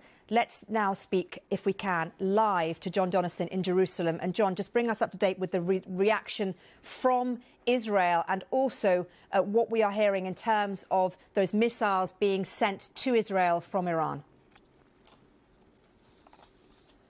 Well, certainly over the last few hours, clear evidence that Iran's retaliation has begun. We've had the sound of sirens every 10, 15 minutes. We've seen explosions directly overhead our hotel here in Jerusalem, which looked like Israel's missile defense system shooting down projectiles being fired from Iran. And then further to the west in the big cities of Tel Aviv and Haifa, more explosions there. No word yet on any casualties, on any damage. Israel's missile defense shield is pretty effective. We don't know if any of those missiles got through, but I certainly don't think it's the end of it. And the language we're getting from Prime Minister Benjamin Netanyahu and that 8-minute address, you played some of it from President Trump, you get the sense that this is not a limited operation. It's going to go on for some time. And if it does, Iran is likely to respond further. Let's talk a little bit, if we can, John, about Israeli public opinion, given that obviously we've just come out in terms of Israel of a prolonged war in Gaza. Is there an appetite, do you think, amongst Israeli people for what could potentially be a continuing war with Iran? I think Israel is very much a divided country. There's been a division and opposition to the war in Gaza, what went on for more than 2 years. We had the war with Hezbollah in Lebanon, more support for that. I think to say there's an appetite is wrong, really, but there is a kind of weary acceptance that Israel, as they often like to say, lives in a very hostile neighborhood. And I think many Israelis feel that some sort of action, some sort of conflict with Iran was inevitable. That's not to say that they welcome it. You know, people are tired of war. It's been hugely damaging for the economy here. People have been running for the shelters across Israel. Schools are now going to be closed. The airspace is closed. No flights coming in. So, you know, there's not an appetite for it, but I think they accept that, you know, the kind of conflict between Iran and Israel has never gone away, and at some point it was going to flare up. John, thank you very much indeed. John Donnison there in Jerusalem. We'll come back to John a little bit later to get a bit more about reaction in Israel. Let's cross live now and speak to Barbara Plett-Usher, who is in Doha. And Barbara, we've been hearing from the Defence Ministry in the UAE that one person has been killed in Iranian strikes. What more do we know about that and about these retaliatory strikes in the region? Well, this is the exact outcome that the regional leaders have worked very hard to try to prevent. Over the last 2 months, they have put all of their efforts into trying to mediate a diplomatic outcome, a diplomatic channel for negotiations. But they have failed, clearly, and now they are being attacked by Iran, which is what Iran had threatened to do, because the Arab Gulf states do host U.S. military bases, 13 of them throughout the region, with tens of thousands of troops. So here in Qatar, we've had several rounds of explosions that we've heard. The Qataris said that they have been shooting the incoming missiles, that they've intercepted them, that so far there hasn't been any damage. And the target clearly is the Al Udeid air base. This is the biggest military base that the U.S. has in the region. It's the headquarters for Central Command. Also, as you mentioned, in the United Arab Emirates, they have been shooting the missiles coming in, again saying that they're intercepting them. But we have heard this announcement, first from the state news agency, now from the defense minister, that one person has been killed. We don't have the details about the circumstances, but that's the first casualty that we have heard. There had been some reports that there were also casualties in Iraq, which has again received Iranian missiles because there are U.S. bases there. And in Bahrain, which is the headquarters of the U.S. Fifth Fleet. It's a naval base. The Bahrainis have said that Iranian missiles have struck the base. Again, we don't have details yet on the damage, but what we're seeing is that the Iranians are making good on the threats that they were issuing before the attacks of Israel and the United States started. They have, in the past, been fairly calibrated, quite calibrated in their response to any kind of attack. It's trying not to escalate, but they had been signaling very strongly this time that they wouldn't do that, that they would respond not only by attacking Israel, but by attacking the U.S. military bases in the region and thereby attacking their neighbors. We've heard from Kuwait in the last few minutes, the foreign ministry saying Kuwait reserves the right to defend itself after Iranian attacks. We've also heard from Jordan. Jordan has said, government spokesman has said, Jordan will defend its interests with all its might. We're getting a reaction from these regional players, but how far are they willing to be pushed before they do start wanting to defend themselves and their interests, do you think? I think that they would be very careful about making a decision to strike back. I think that they will, their focus right now is going to be to intercept the missiles coming in. They have been very worried about the impact of this kind of conflict, especially the kind that President Trump and the Israelis have announced, which is essentially to try to get regime change. It's targeting the regime, which means that the Iranian authorities will feel that they're under existential threat and might have a more fierce response than they would otherwise. The concerns have been that the Iranians will target not just the military bases, but they may end up targeting infrastructure in the Arab countries, especially the oil and gas infrastructure on which this region depends. The concern also is wider than that, that if there is regime change, if the state does collapse in Iran, the consequences are unknown. There are various options that could happen. That was just another explosion we've heard there as the Qataris are shooting at the missile, intercepting the missiles coming in. The possibility could be in Iran that the state would collapse. And, you know, the countries around here have seen that happen in Iraq. They've seen that happen in Syria. They know that there are refugees. They know that there could be weapons flows.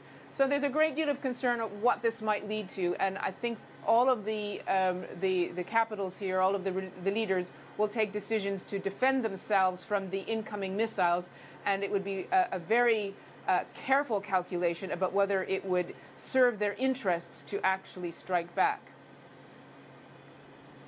Barbara, thank you very much indeed. I want to bring audiences some breaking lines that have been coming into us from inside Iran. And this is from the governor of Minab County. Now, just to give you a little bit of background, Minab County is in southern Iran. It's extremely close to Bandar Abbas, which is a very important strategic port city by the Gulf. At least 24 people, their reports, have been killed in Israeli strikes on a school in the county of Minab. That is what we are getting from the Tasnim news agency. They have been in touch with the governor of Minab County. So that latest line coming into us from inside Iran. Of course, we find it very difficult to verify what we're hearing from Iran, but that has been reported. Let's bring in, if we can, at this point, Bahman Kalbasi from BBC Persian, who is in New York. I know, Bahman, you're getting this information as I am getting it, but can you just bring me a little bit more about what we're hearing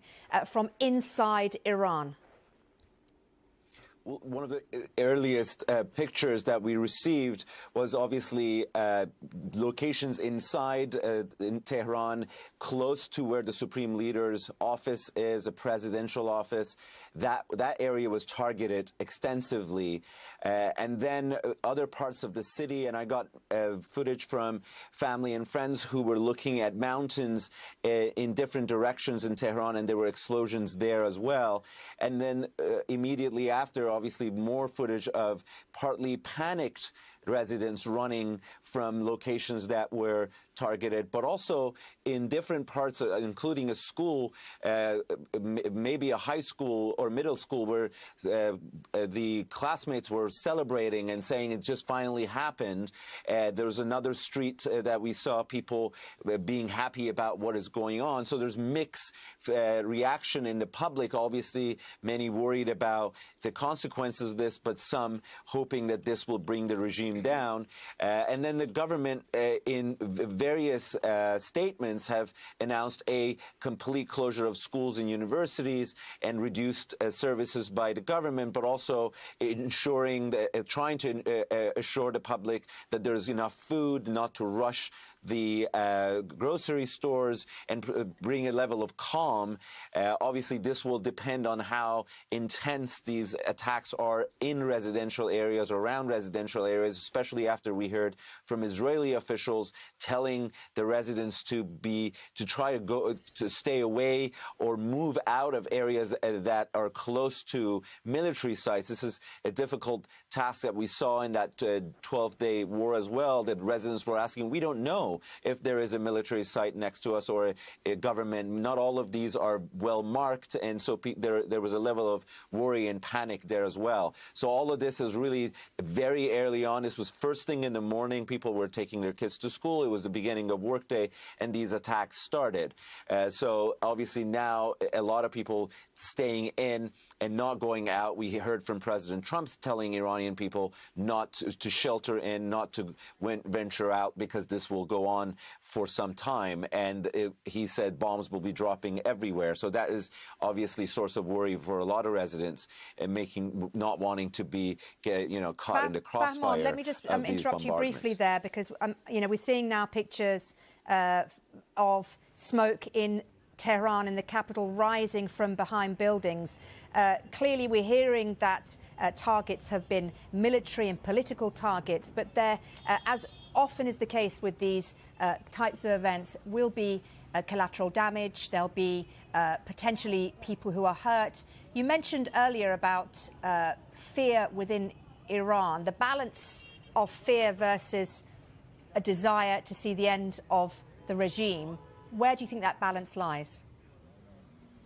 It lies in, as you said, in the number of people who are caught and the casualties that was seen. And if that increases, the balance goes towards fear and worry that this is going to make life even more difficult for Iranians who just experienced the biggest massacre in their modern history. So this is really what we've seen on the 12-day war as well. As it went on and more people were impacted by it, the public opinion started shifting towards wanting it to end.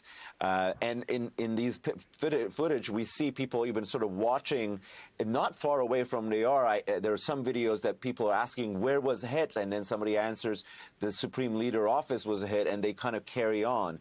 This could change as it intensifies. We got early voice from Tehran just the first hour. Somebody saying there was a number of people who were injured brought into one of the hospitals, and they're kind of overwhelmed. So given the internet is already limited and the access to a lot of pictures is going to be limited as well, it's going to take some time to get a sense of the impact of these attacks on ordinary Iranians and their daily life. Bahman, thank you very much indeed. Bahman Kabasi from BBC Persian in New York. Well, let's just cross back live, if we can, to Barbara Plett-Usher, who is in Doha. And Barbara, I just wanted to come back to you. We heard those explosions behind you. We're now getting witnesses telling Reuters that there have been a new wave of bombs heard in Doha. What more can you tell us?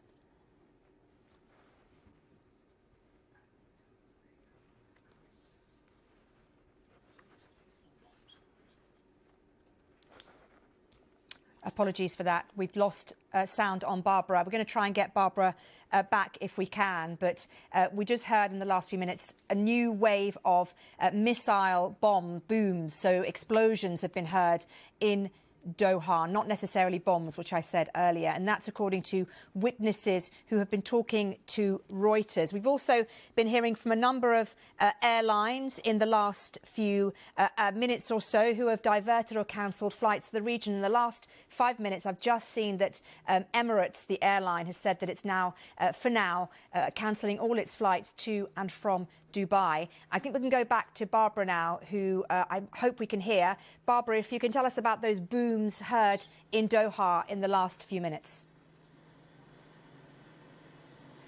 Yeah, the booms that we've been hearing during the morning, the Qataris are saying that they are intercepting missiles being fired by Iran into Qatar, presumably the target being the Al Udeid military base here.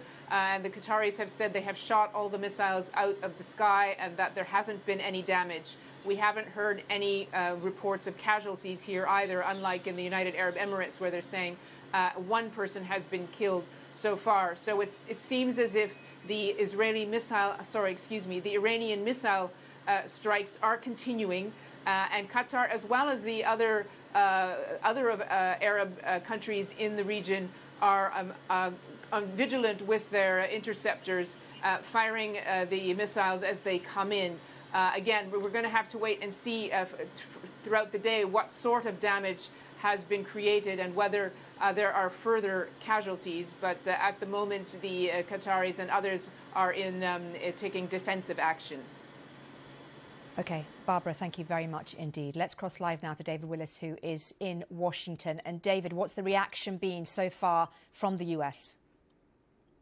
Well, as you can see behind me, Mariam, the sun has yet to rise here in Washington, D.C., but Americans are waking up to the news of those strikes on Iran and to Operation Epic Fury, carried out at the command of a president who basically had campaigned on a pledge to get America out of so-called forever wars. Indeed, this president was critical of one of his Republican presidential predecessors, George W. Bush, for his involvement in the quagmire that became the Iraq conflict. Well, now he has launched a massive and ongoing operation, as he put it, in the early hours of this morning in Iran, and he has done so without any word of approval from Congress, without running this by Congress. And we've already heard from Republican Congressman Thomas Massey. He is a critic of Donald Trump's, it's fair to say, but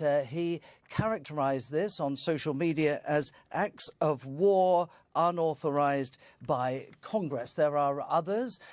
The Republican Senator Lindsey Graham, a close ally of Donald Trump, who have praised the action of the last few hours, saying that it will make America safer in the long run. But there are a lot of Republicans who will not want to see the United States get drawn into a prolonged conflict in the Middle East, Mariam.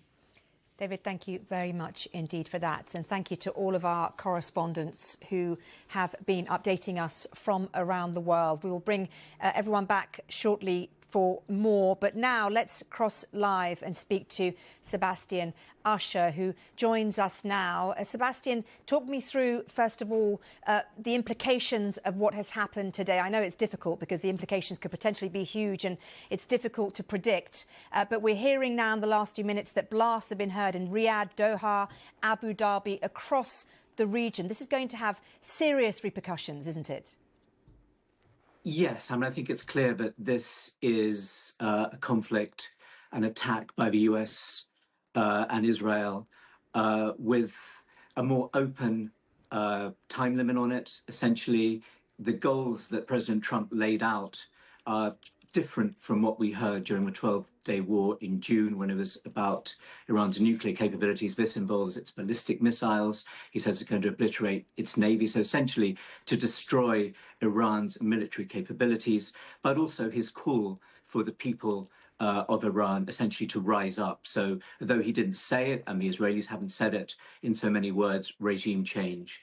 The response we've seen from Iran is therefore to be seen in that context. What we didn't see, again, last June was any concerted effort to attack these other regional countries. I mean, these essentially at the moment seem to be attacks trying to target US military bases in the region, but that brings those Gulf countries far more directly into the arena of conflict here. So we have to wait and see how they will respond beyond this. We'll have to wait and see, as we've been hearing, whether Iran is actually able to inflict any serious damage on US military capabilities and whether it will widen those attacks. We'll also have to see if Iran's proxies in the region, which have all been weakened substantially over the past year and a half, Hezbollah in Lebanon, the Houthis in Yemen, proxies in Iraq, etc., whether they will intervene in a way that they didn't back in June. That's very much part of Iran's plan. This is an existential battle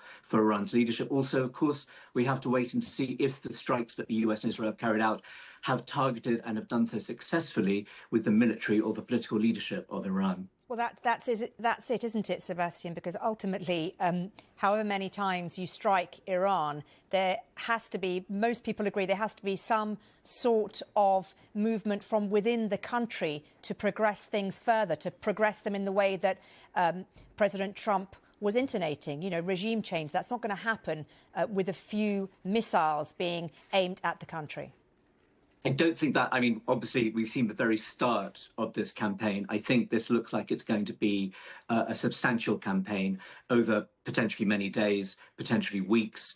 I mean, that was, again, a similar feeling at the start of the war back in June. That finished after 12 days with essentially a kind of mission accomplished from President Trump, saying that Iran's nuclear capabilities had been put out of action. Whether that's true or not, we don't know. But as I say, this seems more open-ended. Again, without explicitly saying it, this seems to be operating on a number of fronts, both the nuclear side of it, which, to be honest, in the talks that have been taking place, Iran had made some concessions which might have answered those issues. But this goes far beyond that. It goes to the ballistic missiles, some of which Iran is firing at the moment towards Israel and towards Gulf countries in the region, but also its wider military capabilities and its very existence. Again, President Trump called on the Iranian people to rise up, but told them for now to stay in place, not to risk their lives. There'll be a hope, I'm sure, in Washington that there will be a start of defections within the regime, within its huge apparatus. That at the moment, there's no sign of that. I think it will be some time before we ever get a sense of that. I think many analysts will believe that that is a very, very difficult obstacle to get across. These are groups of Revolutionary Guards in particular that have a huge stake in the way that Iran has been run over the past decades. They will not give that up lightly, and they will not start, I think, any large-scale defections if they feel that their own existence will essentially be put at risk by doing so. OK, Sebastian, thank you very much indeed. And we are going to just leave Sebastian there momentarily. We're showing you live shots from various parts of the Middle East. I want to bring you a line that has come into us in the last few minutes from the UK. The meeting of the UK's government's emergency COBRA meeting has now concluded. That's a Cobra meeting which we said would happen in response to the attacks. The Prime Minister is now expected to have a series of calls with allies over the coming hours. We also have been hearing from new blasts, blasts heard in places like Riyadh, in Doha, in Abu Dhabi. And we're also hearing in the last few minutes from Kuwait that there has been significant damage to a runway at the Kuwait base, which is hosting Italian troops. So significant damage to a runway at a Kuwait base hosting Italian troops. And just to give you a line from Italy's Prime Minister, Giorgia Meloni, she has in the last hour or so expressed through her office solidarity with Iran's civilian population, saying it continues to demand respect for civil and political rights. The office adds that Giorgia Meloni will consult allies and regional leaders to support efforts to ease tensions. That's the latest line from there. Well, let's cross live now to Cairo and speak to Dr. H.A. Hellier, a senior fellow in geopolitics, international security and Middle East studies at the Royal United Services Institute. Thank you so much for joining us. And if I can ask you, first of all, for your reaction to what we've seen today. We pretty much expected this to happen at some point. Did you expect it to happen now? And did you expect it to happen in this way? Thank you very much for having me on the program. The Omani foreign minister went onto American television yesterday precisely to point out that negotiations had gotten to a place where it was possible to see a deal that would work when it came to nuclear enrichment, Iranian enrichment, a nuclear weapon. So this is clearly not about that. I think that the American president made it very clear in his video on Truth Social some hours ago that he's looking for regime change. The Israeli media has been reporting over the last few hours that Israel is trying to take out senior Iranian officials, including the supreme leader and the president. So this is not simply about the nuclear negotiations. If anything, I think the region will see the focus on the negotiations over the past few weeks to have been a sideshow in order to allow for preparations for this attack to take place almost irrespectively of those negotiations. So, well, given the similarity between what's happened now and what happened in June, right? Mid-negotiations, missile strikes by Israel, and we are, again, mid-negotiations and these strikes by Israel and the US. You would have expected Iran to have been ready for this, no? I think that they were as ready as one can be, in the sense that what we've seen over the past few hours are these vast waves of retaliatory strikes. It's retaliation against countries in the region, though, and that, I think, is going to complicate matters tremendously for Tehran. They're not going to have mediators aplenty that are going to be looking to help them in this regard. On the contrary, I think there's going to be a lot of pressure on many of these Gulf states to actually cooperate with the Israeli-US attack. But having said that, I think that what you've seen over the past few hours is that the Iranians were, I won't say waiting for this moment, but they certainly seem far more prepared as they did last time because of the number of strikes that they've attempted throughout the region, on not just on Israeli targets or within Israel, but also across the GCC. And I think that that's going to escalate things even further. We've heard in the last few minutes the Iranian foreign minister telling counterparts from Saudi Arabia, from UAE, Qatar, Kuwait and Bahrain and Iraq that it will use all its defence and military capabilities under the legitimate right of self-defence. Obviously, that clearly stating how far Iran is willing to go, but how far can it go, do you think, given its capabilities? So the Iranians view this as an attempt for regime change. So they view this as existential. And all of the messaging that you've seen out of Tel Aviv, the Israelis, and Washington, D.C. and the Trump administration makes it clear that that's probably how they should view it. The question is what they can do to actually push back this attack. And their capacities are not going to be directly against the American homeland, for example. It's too far away. But they will strike using their allied proxies or allied militias on the ground, as they've tried to do so before. And this is going to take the escalation a notch further. Are they going to be able to inflict the same sort of damage on the Israelis and the Americans as in reverse? No, not at all. But that's not really their play, I think. I think their play is to try to make this as painful as possible for the US and for the Israelis in order to apply then political pressure from surrounding countries and the international community on the Israelis and the Americans to stop. Whether or not they're going to be able to achieve this is very unclear. Okay, well, it is very unclear. The next few hours and days, hours, weeks will be so important. Dr. Hellier, it's been good to speak to you. I thank you so much for your time. Well, here in the studio, I'm joined by Mikey Kay, military analyst from the Security Brief on BBC News. Mikey, it's good to have your expertise on this programme, because I wanted to ask you about that line that I spoke to Dr. Hellier about. We've heard now the Iranian foreign minister saying to counterparts from those regional neighbours that Iran will use all its defensive and military capabilities under legitimate right of self-defence. But how far do these capabilities go? What has Iran accumulated and what can it do damage-wise? What damage can it inflict and how long can it keep it going for? I mean, the damage can be conventional military capability. So it could be ballistic missiles. We've spoken a lot about ballistic missiles, and when you were speaking to Barbara on air in Doha, you could hear some booms, as you're calling them. I think it's important to say that that boom could be a Patriot or a terminal high-altitude area defense missile intercepting a ballistic missile, but it could also be the crack of the missile going, dropping a sonic boom. The THAAD missile systems travels at Mach 8, and the Patriot travels over Mach 1. So when it accelerates off the rail, it will drop a sonic boom. So that thud could be that as well.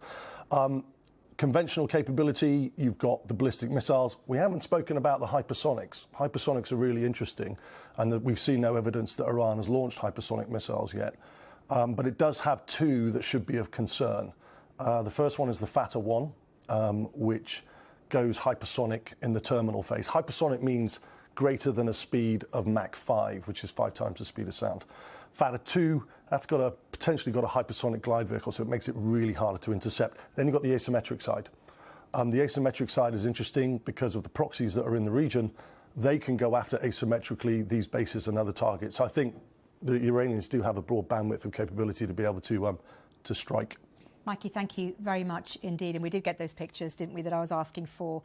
These pictures showing us the current situation in Wakra. We can see smoke in the background, billowing up from buildings in the back of the city. Let's cross live now, though, and bring ourselves back to the UK, because as I mentioned earlier, that Cobra meeting, which had been convened in Westminster because of the strikes in Iran and the wider region, has now finished.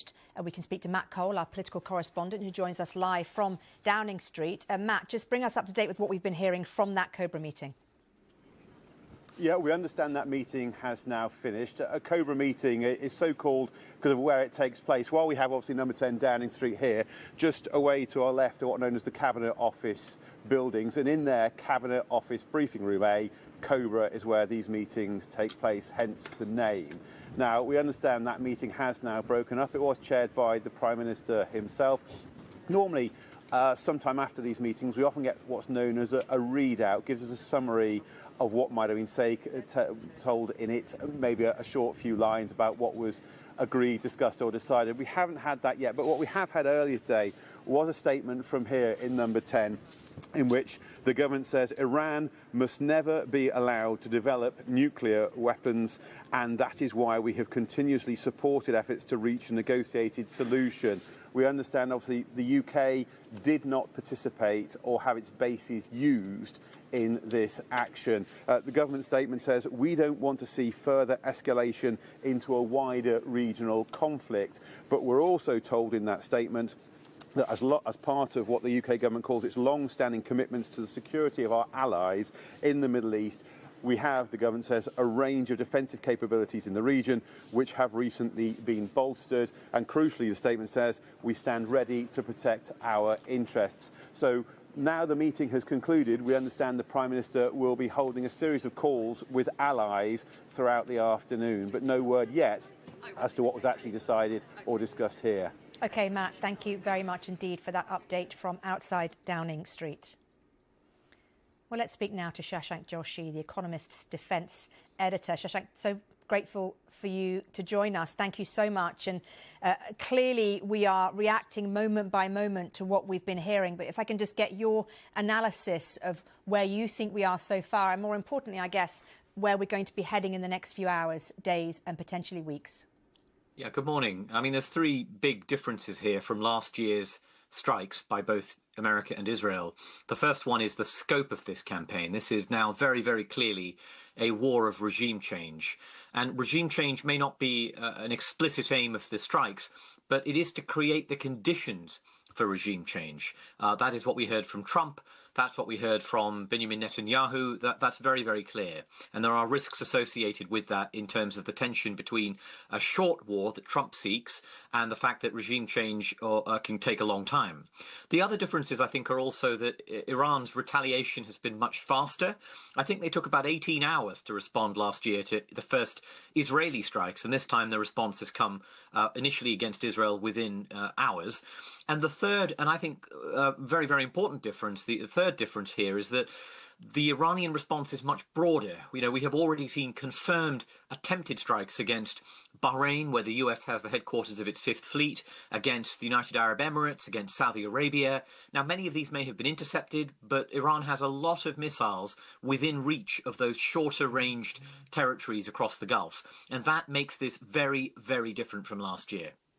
I know a lot of people watching this and listening to it at home are going to be asking this question.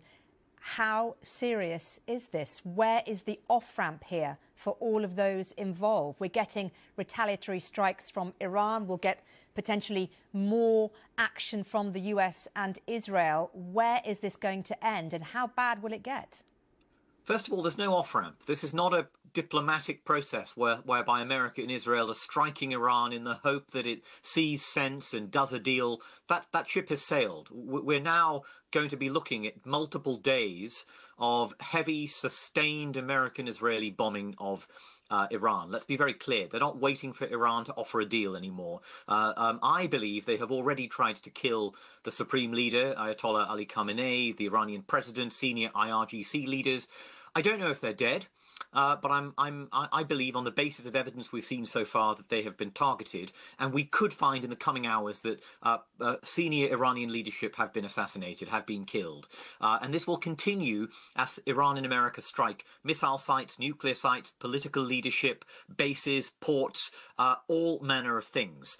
Now, Iran will respond to the best of its ability because it knows there's very little to hold back now. There's very little to lose by trying to go after these targets. And Iran's aim here, I think, will be attempting to make sure they can kill Americans in some of these bases in the region. Because if you do that, you impose a political cost on Donald Trump. And while you can provoke him, you might also force him to think, hang on, I don't want this to last for weeks with more Americans dying 6 weeks before midterm elections. So I think in the coming days, we will see more Iranian launches, more attempts to try to strike those bases across the region. And the key question is, can America and Israel identify those missile launchers and destroy them on the ground, and then intercept the incoming missiles that are fired to a sufficient degree that avoids heavy casualties? And right now, I don't know the answer to that, but I'll be watching very closely for the evidence of any Iranian success in these Bahrain strikes, these Saudi strikes, these Emirati strikes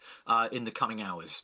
And let's talk a little bit about that Iranian leadership and the potential for it to have been taken out. We don't know yet what's happened. We believe that the leadership, as you mentioned, has been targeted.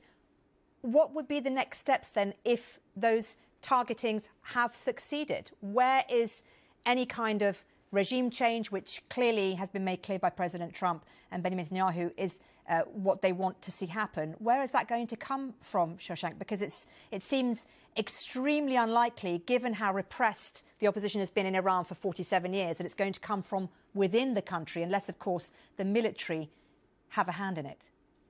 Yeah, I think there's an interesting tension, isn't there, in Trump's statement between saying he wants the Iranian people to topple the regime, saying you won't get this opportunity for another generation, and his message to the Islamic Revolutionary Guard Corps, who of course are the kind of Praetorian guard of the regime. They're a parallel military in effect. And he's saying to them, put down your arms and I give you immunity. So the question is, how can you offer the military immunity at the same time as encouraging the people to sweep away the regime, the IRGC, and all of this? There is a natural tension here, I think. But what I see in both the Trump and the Netanyahu statements is a sense that we want regime change, but the people who deliver it will have to be the Iranian people on the ground themselves. And perhaps, I've heard some reports of American officials talking to Kurds in the border parts of Iran, in the periphery of Iran. I think you will see an Israeli and American effort to encourage the opposition to rise up in mass protests again and sweep away the regime once the bombs have stopped. But there is no guarantee that will succeed. And I think one possibility here is the Iranian regime comes out of this with its leadership killed, with its missiles stockpiles destroyed and degraded, but surviving and able to say, we are surviving, we won't do a nuclear deal, and we're going to be around for another 30 years. And I think that would pose a really significant political challenge to Donald Trump and to the Israelis. Let's talk a little bit about global reaction now, because we've heard, obviously, from the UK. We've also heard from Australia, who have come out supporting US efforts to send missiles to Iran.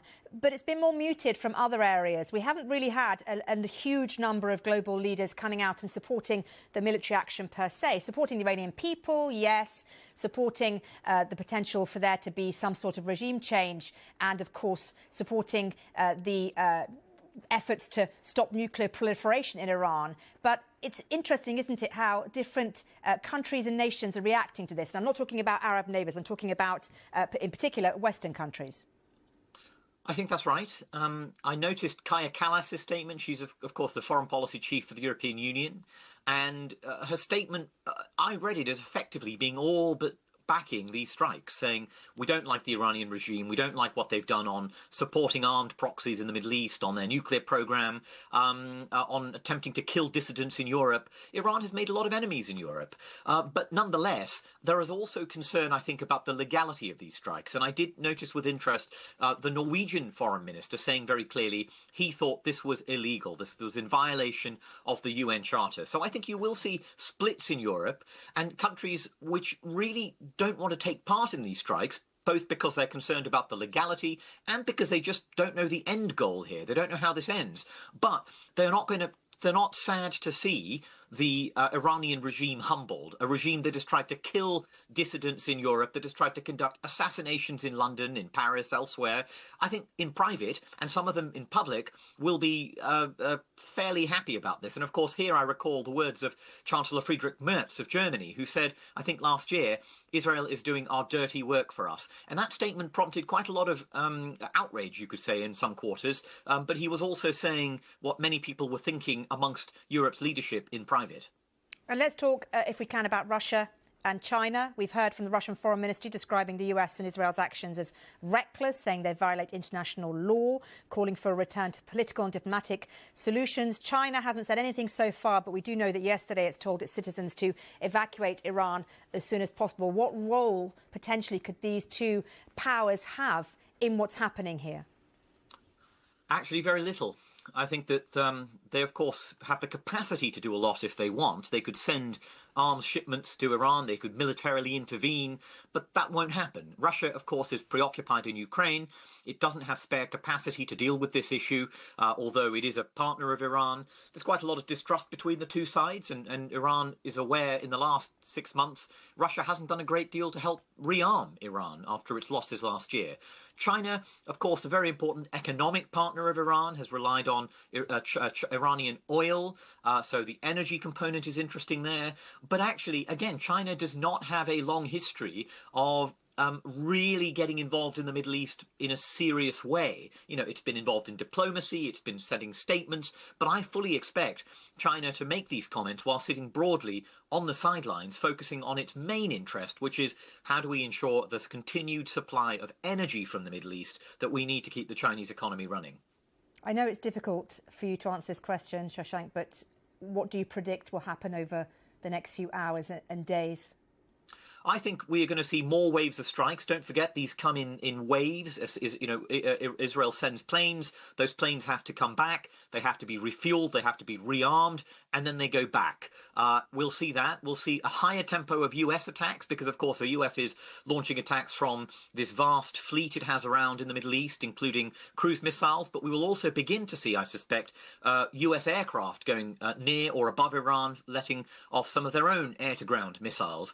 And then we will see Iran continue to try to get through American and Israeli missile defenses by trying to saturate them, trying to keep the salvos coming in the hope that they can, as I said, draw blood, extract a political price from the United States for this operation. That will continue, I think, throughout the rest of this day. I think it'll continue throughout the rest of this weekend. This is not going to be, as we saw with Operation Midnight Hammer, the US strike last year, an in and out, one day and done operation. This is going to be with us for a bit longer than that. Shashank Joshi, Economist, Defence Editor. It's been so good to get your analysis. Thank you very much.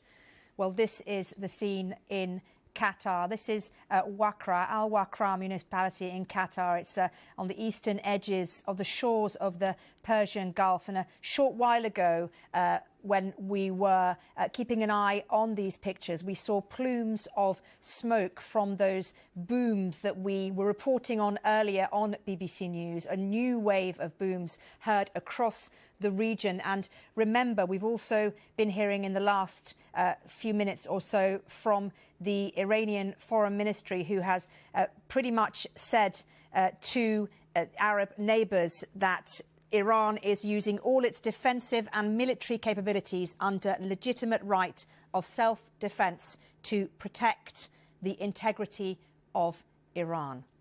Well, let's get a little bit more now on what is happening in the air, in particular what's happening with flights, because we've had a lot of information coming into us about airlines cancelling flights, airlines having to tackle closed airspace. BBC Business correspondent Mark Ashdown is in the studio with me. Mark, what are we hearing? Well, picture the scene last night. British Airways flight BA123 took off on time at 8 o'clock from London Heathrow heading for Doha. Just a couple of hours into that flight, though, the pilots were ordered to turn back.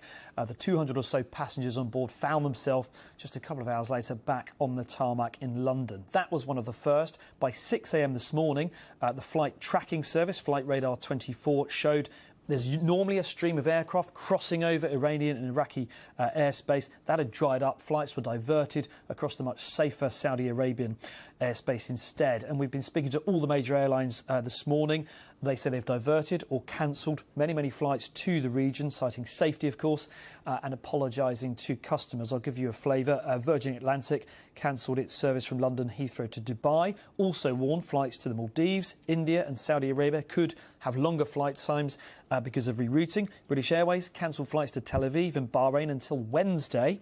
And today's service to Amman is grounded too. And Wizz Air confirmed it suspended all its flights to and from Israel, Dubai, Abu Dhabi and Amman with immediate effect up until including next Saturday. Flights also to Saudi Arabia cancelled until Tuesday. So major disruption in what is a very congested airspace anyway. Absolutely, yes. These routes that we're talking about here are extremely busy, and particularly they're busy over a weekend as well. Absolutely, yeah. And I mean, they are following the regulators' advice. The authorities, the European Union Aviation Space Agency, warned all aircraft to avoid crossing that airspace above Iran and Iraq at all altitudes.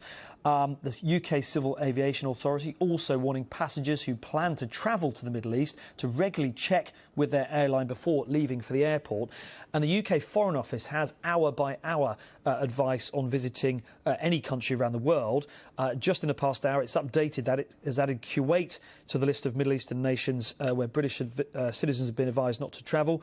That includes Jordan, Syria, Lebanon, Iraq, Yemen, Turkey, Saudi Arabia and Oman. The advice to British nationals there is, and I quote, due to reported missile attacks across the region, British nationals should remain vigilant, follow local authority advice and take shelter if advised. So if one was planning a holiday in any of those places that you have just mentioned, what should one do now? Contact the Foreign Office, go online, look at information? What's your advice? Well, in the first instance, contact your airline, who you're due to travel with. Stay in regular contact with them. You can get advice from the UK Foreign Office. As I say, that's hour by hour updated. In terms of compensation, if you can't travel, there are very strict rules around that too, but it is a very unusual situation. Ordinarily, if a flight's cancelled, the airline has a duty to put you on the next available flight it can find, even with another airline to get you there. But I guess when the entire region is shut down, that's not possible. So again, the advice there for passengers is you should be entitled to some money back, some compensation potentially. Do contact your airline in the first instance. They should contact you, really, and advise you. There's also advice online, places like Citizens Advice, to get on top of your rights so you can get that compensation. Mark Ashdown, thank you very much indeed for all of that advice and that update as well. Well, let's just bring you up to date with what we know so far, and that is that earlier this morning, Israel and the United States launched missile strikes on Iran. They say they've targeted military and political targets. They carried out this joint attack on various cities and regions of the country. And since then, Iran has launched a wave of retaliatory strikes against many of its Arab neighbours as well. We can see some live pictures now of Qatar. These are live pictures of Qatar, and you can see in the sky small plumes of smoke where missiles have passed by. The pictures are a little bit shaky, apologies for that, but this is Al-Waqra, which we showed you a little bit earlier.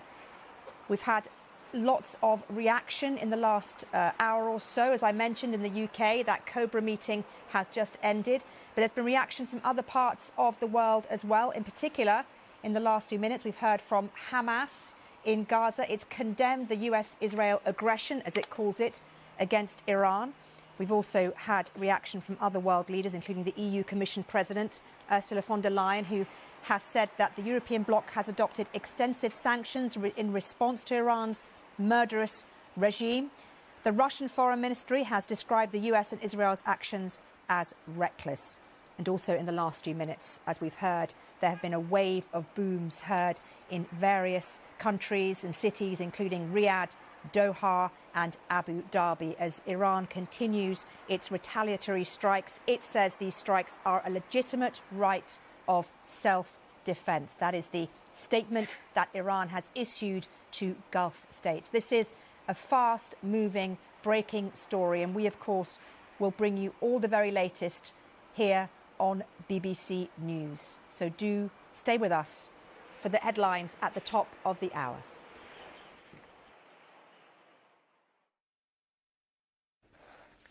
Live from London, you are watching BBC News. A short time ago, the United States military began major combat operations in Iran. The US and Israel launched strikes from air and sea in what they say will be a multi-day operation dubbed by the Pentagon Epic Fury. Smoke can be seen in Tehran with reports of people running in panic. There have been strikes right across the country with reports of deaths in a school. Iran has already been retaliating with attacks on American air bases in Bahrain and other nations. Explosions have been heard in Saudi Arabia, Kuwait, Qatar, Jordan, Iraq and UAE.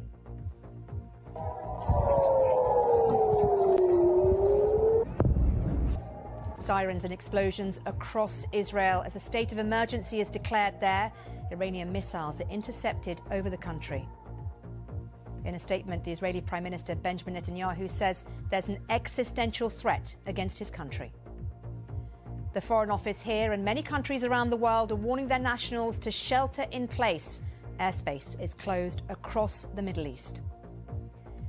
We'll have the very latest from our correspondents in Washington, Jerusalem and in Doha.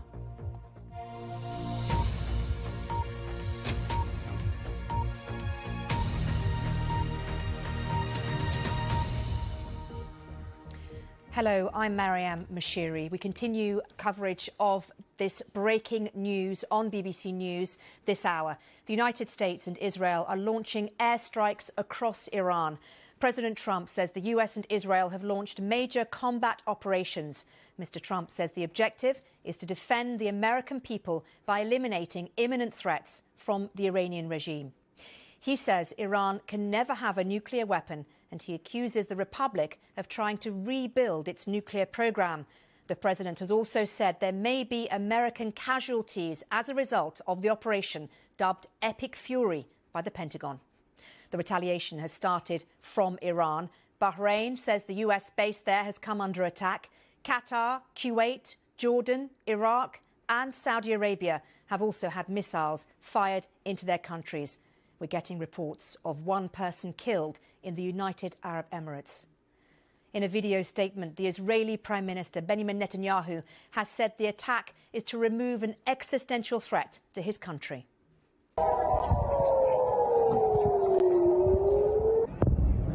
We've been hearing air raid sirens and explosions across Israeli cities. Israel's defence minister has declared a special and permanent state of emergency. He's closed the country's airspace and all schools are shut down.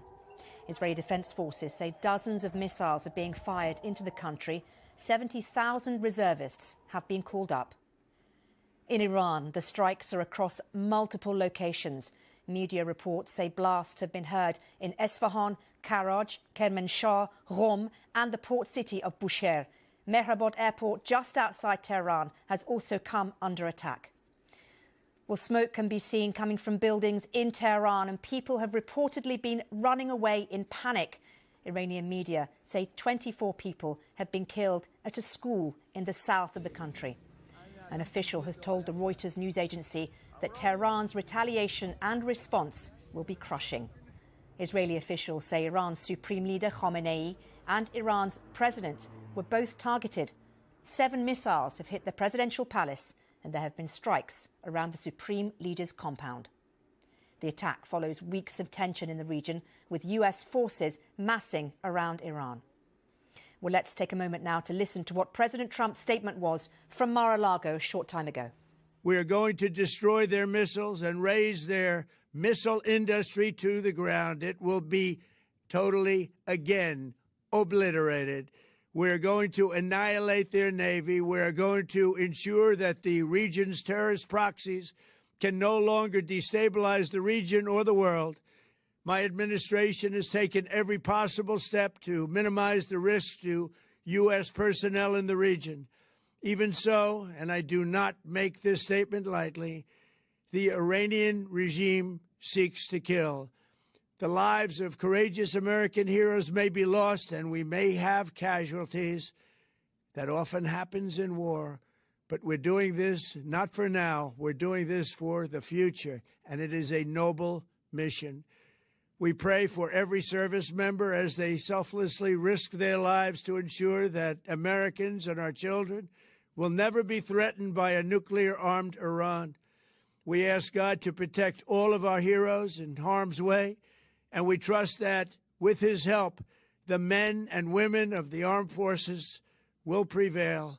We have the greatest in the world, and they will prevail. To the members of the Islamic Revolutionary Guard, the armed forces, and all of the police, I say tonight that you must lay down your weapons and have complete immunity, or, in the alternative, face certain death. So, lay down your arms, you will be treated fairly with total immunity, or you will face certain death. Finally, to the great, proud people of Iran, I say tonight that the hour of your freedom is at hand. Stay sheltered, don't leave your home. It's very dangerous outside. Bombs will be dropping everywhere. When we are finished, take over your government. It will be yours to take. This will be probably your only chance for generations. For many years, you have asked for America's help, but you never got it. No president was willing to do what I am willing to do tonight. Now you have a president who is giving you what you want. So let's see how you respond. America is backing you with overwhelming strength and devastating force. Now is the time to seize control of your destiny and to unleash the prosperous and glorious future that is close within your reach. This is the moment for action. Do not let it pass. Well, let's cross live now to John Donaldson in Jerusalem, David Willis in Washington and Barbara Plett-Usher in Doha. Let's start with you, John, in Jerusalem. And we've heard from Benjamin Netanyahu that in his eyes, this attack is to remove an existential threat to Israel. Yeah, and that's a message he's been saying for, frankly, years, if not longer. He clearly thinks that Iran is a problem for Israel that needs to be got rid of, and today it does seem like America and Israel are taking steps to do that. When you listen to that message from President Trump a little earlier, what he was talking about there is when this military operation is finished, he wants the Iranian people to rise up and take over the government. They want regime change in Iran, saying that this was a sort of once-in-a-generation opportunity. Here in Jerusalem, all morning really, we've had the sound of sirens going off, loud explosions directly overhead our hotel in Jerusalem. I looked up to see what appeared to be a missile or projectile being shot down by Israel's missile defense shield a couple of hours ago, and further to the west in the big cities of Tel Aviv and Haifa on the coast, also explosions there. So Iran's retaliation has very much begun. How extensive and how long it will go on for, well, we're just going to have to wait and see. And we've heard from an Israeli official that the Iranian Supreme Leader Khamenei and the President Pezeshkian were both targeted by Israel. What more do we know about that? Well, we don't know much. The Iranians are saying that neither of them were hurt. We understand that the Supreme Leader has been taken to a safe place away from the capital. That's what's coming out of Iran. Certainly that is a pretty big step. You know, if Israel and America are trying to decapitate the Iranian regime and remove the Supreme Leader, that is a huge move, really, which is going to bring an enormous response from the Iranians, one would imagine. We had that war last year, lasted about 12 days between Israel and Iran, and then we had a strong response from the Iranians. We had casualties here in Israel, and, you know, depending on how long this operation by the Americans, by Israel and Iran goes on, we're going to have to wait and see what the extent of the Iranian response is going to be this time. Their military capabilities have been hugely diminished in recent years because of those various conflicts, but they still have the capacity to hit all parts of Israel pretty hard. John, thank you very much indeed. Well, let's cross live now and speak to Barbara Plett-Usher, who is in Doha for us. And Barbara, we've been hearing about booms across Doha, explosions being reported around the region. Talk to me a little bit about that, and also about the fact that some of these Arab nations have, in the last hour or so, said they reserve the right to respond as well. Yes, in fact, we just heard another round of explosions here echoing across Doha. The Qataris are saying that they have intercepted several waves of missiles now. Up until just a little while ago, they were saying there had been no damage so far.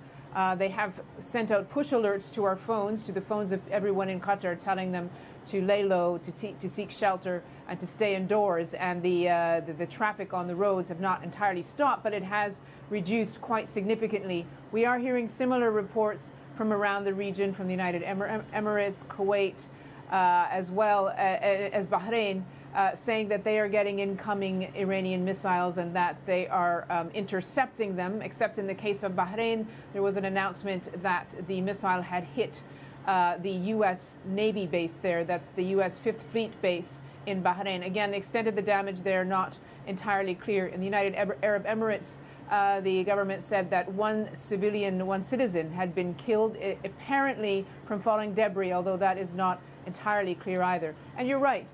Some of the governments have said they reserve the right to respond. I think that they would calculate very carefully about what impact that might have and whether it would suit their interests to do so. This is exactly the outcome that they have been trying so very hard to prevent over the past weeks, trying to mediate between the Iranians and the United States, warning about the dangers of a conflict in Iran, warning that it could spread to the region and destabilize it. It's clear now that the Trump administration has not listened to its Arab allies public efforts anyway on this issue, rather to, it seems, its Israeli allies. And so the Arabs are going to be watching very carefully and taking whatever measures they can to prevent the conflict from destabilizing the wider region. And it's interesting you say that, Barbara, because in the last few minutes, Oman's foreign minister has said that they are dismayed after the attacks between Israel and Iran. So as you mentioned there, a lot of effort has gone in, particularly by Oman, to try and mediate some sort of agreement between the two sides. And while that effort was taking place, clearly planning was kept going for these attacks. Yes. And the Iranians had expressed skepticism all along, and even now when the attacks took place said, look, we expected there would be attacks. You've attacked us before during negotiations, but we went along with them anyway. And so they were making preparations as well, having very little faith in the whole negotiating process. But the Omanis, who were mediating, that was the place where the talks were taking place, did pull out all the stops. The Omani foreign minister having gone to the United States on a sudden trip this week to try to urge the administration to continue with the negotiations and saying that they were making significant progress. He called it a breakthrough. He said that the Iranians had agreed that they would not, that they would move all the stockpiles of enriched uranium out of the country, that this was a really important move and that it could be built on over a period of time to actually get an agreement. Again, that intervention failed. The planning for this military operation has clearly been in place for some time, and now the President Trump has decided to go ahead with the aim of regime change, which is frankly the most drastic outcome that could have been the case. There was questions about what an Israeli U.S. military operation might involve. Would it be limited strikes to kind of force the Iranians further along in the negotiations? Would it be strikes on just military targets like the ballistic missiles sites, the nuclear sites? But no, Mr. Trump has made it clear that they're going further than that. And again, that is a source of concern for the Arab neighbors and the Arabs in the Gulf, because who knows what will come afterwards, and whether they will be subject to flows of refugees and weapons coming across the borders if the worst case scenario comes true. Barbara, thank you very much. Barbara Usher in Doha. Let's cross live now and bring in David Willis, who is in Washington for us. And David, bring us up to date with what more we've been hearing in terms of reaction from Washington. Well, it's a little after 7 o'clock in the morning here, Mariam, and Americans are waking up to news of this major operation in the Middle East, Operation Epic Fury, carried out on the orders of a president who, of course, campaigned to spare this country from so-called forever wars, and who was openly critical of one of his Republican presidential predecessors, George W. Bush, for the immersion in the conflict in Iraq that the United States became involved in. Well, that same president who criticised his predecessors for their inaction has now staged this massive and ongoing operation, as he called it in that video address this morning, going to the lengths of saying that this could lead to American casualties, and doing all of this without the approval of Congress. And indeed, just after word came of that, the start of that operation in Iran, Republican Congressman Thomas Massie, true he has been a critic of Donald Trump's of late, categorized the action in Iran as acts of war unauthorized by Congress. There are others, like the South Carolina Senator Lindsey Graham, who have applauded this operation, even though he has warned too of the possibility of American casualties. But I think a lot of Republicans, even those who support this operation, will not want to see a prolonged conflict in the Middle East. David, thank you very much indeed for that. And thank you to our correspondents in Doha, Barbara Usher in Jerusalem, John Donison and David Willis in Washington. Thank you to all of you. Let's bring you some video now that's come into us at the BBC. And this is video of some of those strikes in the Arab nations. This one is in Bahrain. It's one of several countries which have been hit. Just keep looking at this picture. For those of you who are not looking, it's a picture of a building. You can see a low-rise, yellow, beige-coloured building. The camera's moving towards the left and the right, and you can see just after that there is a plume of smoke in the background, and this is the building that has been hit as far as we know. We know that this is a missile strike. This has been filmed by someone on the ground, and it's pretty unusual to get footage like this. This is a different view of it. You see, look at the explosion there.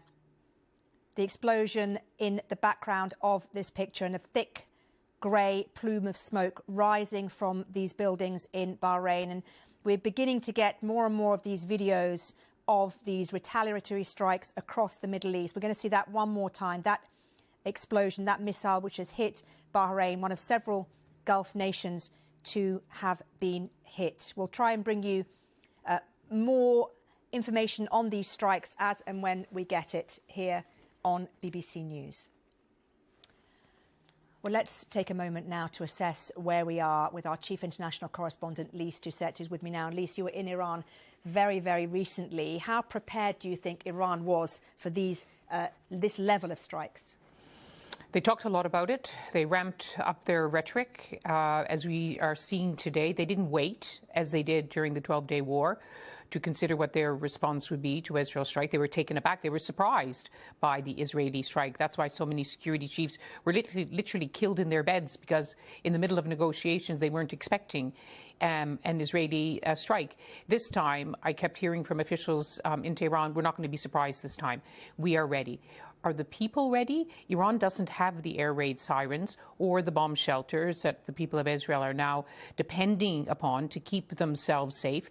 There had been a report that the mayor of Tehran was preparing underground shelters, but they were trying to downplay this. The New York Times did a piece about this, and they quoted officials saying, we don't want to cause panic by telling people they have to prepare for the possibility of a strike. So many Iranians would have, there was no reports of, in the recent days, of people panic buying or stocking up, although we did hear from Iranians saying some of them had kind of grab bags that just in case they had to flee somewhere else for greater safety. You'll remember, Mariam, last year that millions fled Tehran once it became clear that the missiles would be hitting residential areas, and certainly already in these early hours of this this is a major military operation which is only just beginning, that civilian areas are being hit, including the residence and offices of the supreme leader, Ayatollah Ali Khamenei. There was a report earlier, very difficult to confirm, of course, that he had been taken somewhere else.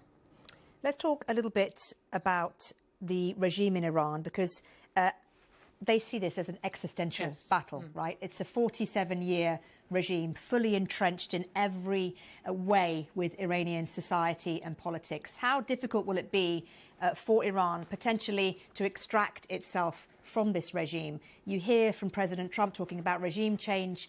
How easy is that, though, in reality? As if Prime Minister Netanyahu of Israel and President Trump made it clear in their statements, this is not just about nuclear, not just about ballistic missiles. They're part of the objectives, but the objectives are to change the regime. You've been broadcasting that statement by President Trump saying to Iranians, take shelter now because their bombs will be dropping, but when it is done, and who can say when it will be done, that they should just seize this once-in-a-generation opportunity to change the order in Iran. It's very difficult, Miriam, as you know, to establish just how much support the authorities still have. I think it's clear that the support they have has been draining away. There are still the elite Revolutionary Guard Corps. There's the Basiji, the volunteer militia. They were set up specifically to defend the Islamic Republic, very ideological, very much committed to hardline, committed to the regime. We saw no evidence. Of course, we didn't see everything, but in those really, really extraordinary months of January, when the security forces used lethal force, unprecedented lethal force, to put down the protests, causing tens of thousands of casualties, including many thousands of deaths. It's still being counted that the regime does has lethal force and is willing to use it. So there will those who will fight to the last breath. Will there be others who will be willing to do a deal? As you know, the former Crown Prince who lives in Washington has been saying for some time, Reza Pahlavi, that there are tens of thousands, up to 50,000, he said, members of the Iranian security forces who had defected and had joined via a portal. There was never any evidence provided for that, and there was some skepticism. But in moments like this, where a great shift seems to be underway, some will decide to fight and some will decide to flee. President Trump, of course, has laid down your arms and you will be given immunity. And if you don't, you'll face the consequences. What do you think is going to happen next? It's so hard to predict, isn't it? Where we can't say. We just don't know. Not even over the we have not seen this. Hours. This is truly a Middle East war. Look at all of the capitals this morning which have already been hit. Compare that to the 12-day war where Iran launched dozens of missiles at the US's biggest military base in Qatar at the very end. Now we are not even, it's not, half a day is not yet done, and already so many areas have already been hit. And this is just the first day of what clearly will be an operation which will take many days, if not longer, to unfold. And we've had lots of lines coming into us.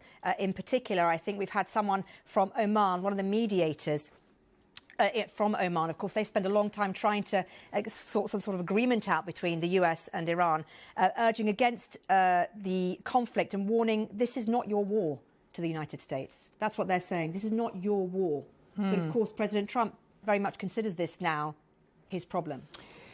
There's been some criticism in the United States that, unlike, say, for example, George W. Bush in the run-up to the U.S.-led invasion of Iraq in 2003, George W. Bush traveled the country, used microphones in many capitals to make the case for war. In retrospect, it turned to be based on fabricated, on false intelligence, but he felt the need, as an elected politician and commander-in-chief, to make the case. Many were expecting President Trump would do that in the State of the Union address that he made last week, but he used vague generalities and accusations. In that 8-minute video that he posted on Truth Social, he talked about an imminent threat to the United States, a direct threat. He talked about how there will be casualties, but this was important because this was for the generations to come. Israel, in launching this attack, called it a preemptive attack, which suggests that Israel thought, and the United States thought, there was an imminent threat. But there is no evidence that Iran was preparing to carry out an attack either against Israel and American interests in the region. And even the case that was made by President Trump that, of course, it's very, very difficult to know completely what is happening in Iran now, but the best intelligence assessment said that they hadn't started enriching uranium again because significant damage had been done to their main enrichment sites. And even though President Trump had accused Iran of working on intercontinental ballistic missiles, which could hit the United States, the general intelligence assessment is that if they are working on it, they are still years away from being able to actually build that kind of a missile and build them in sufficient quantities. So we'll have to wait to see whether more evidence is provided.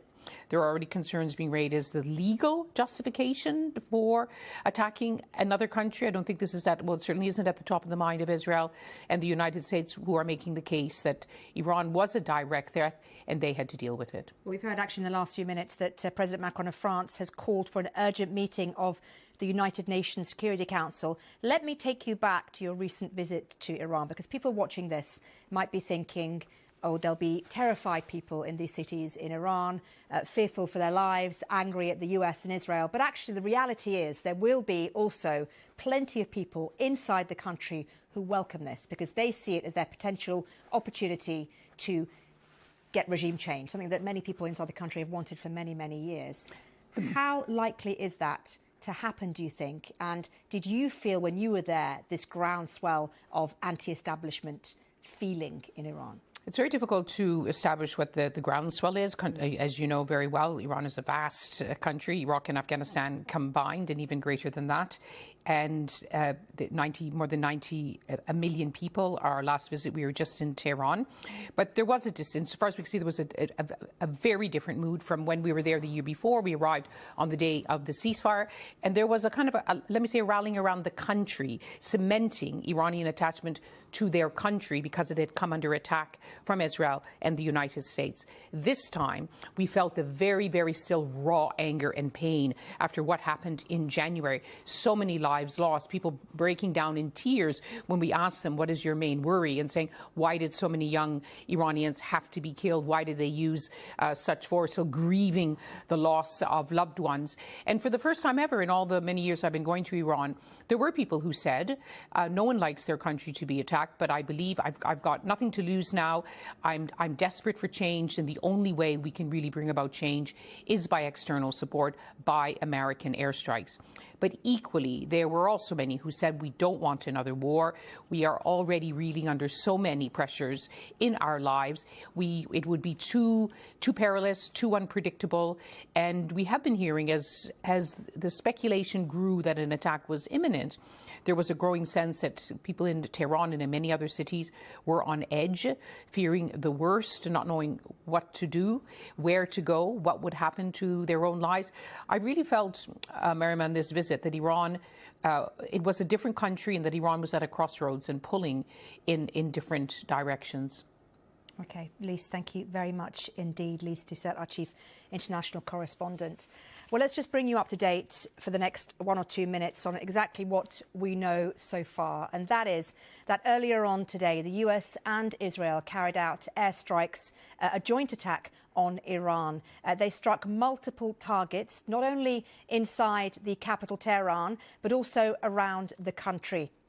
In retaliation, we know now that Iran has sent missiles to various Arab countries. We're hearing of booms being heard across places like Doha.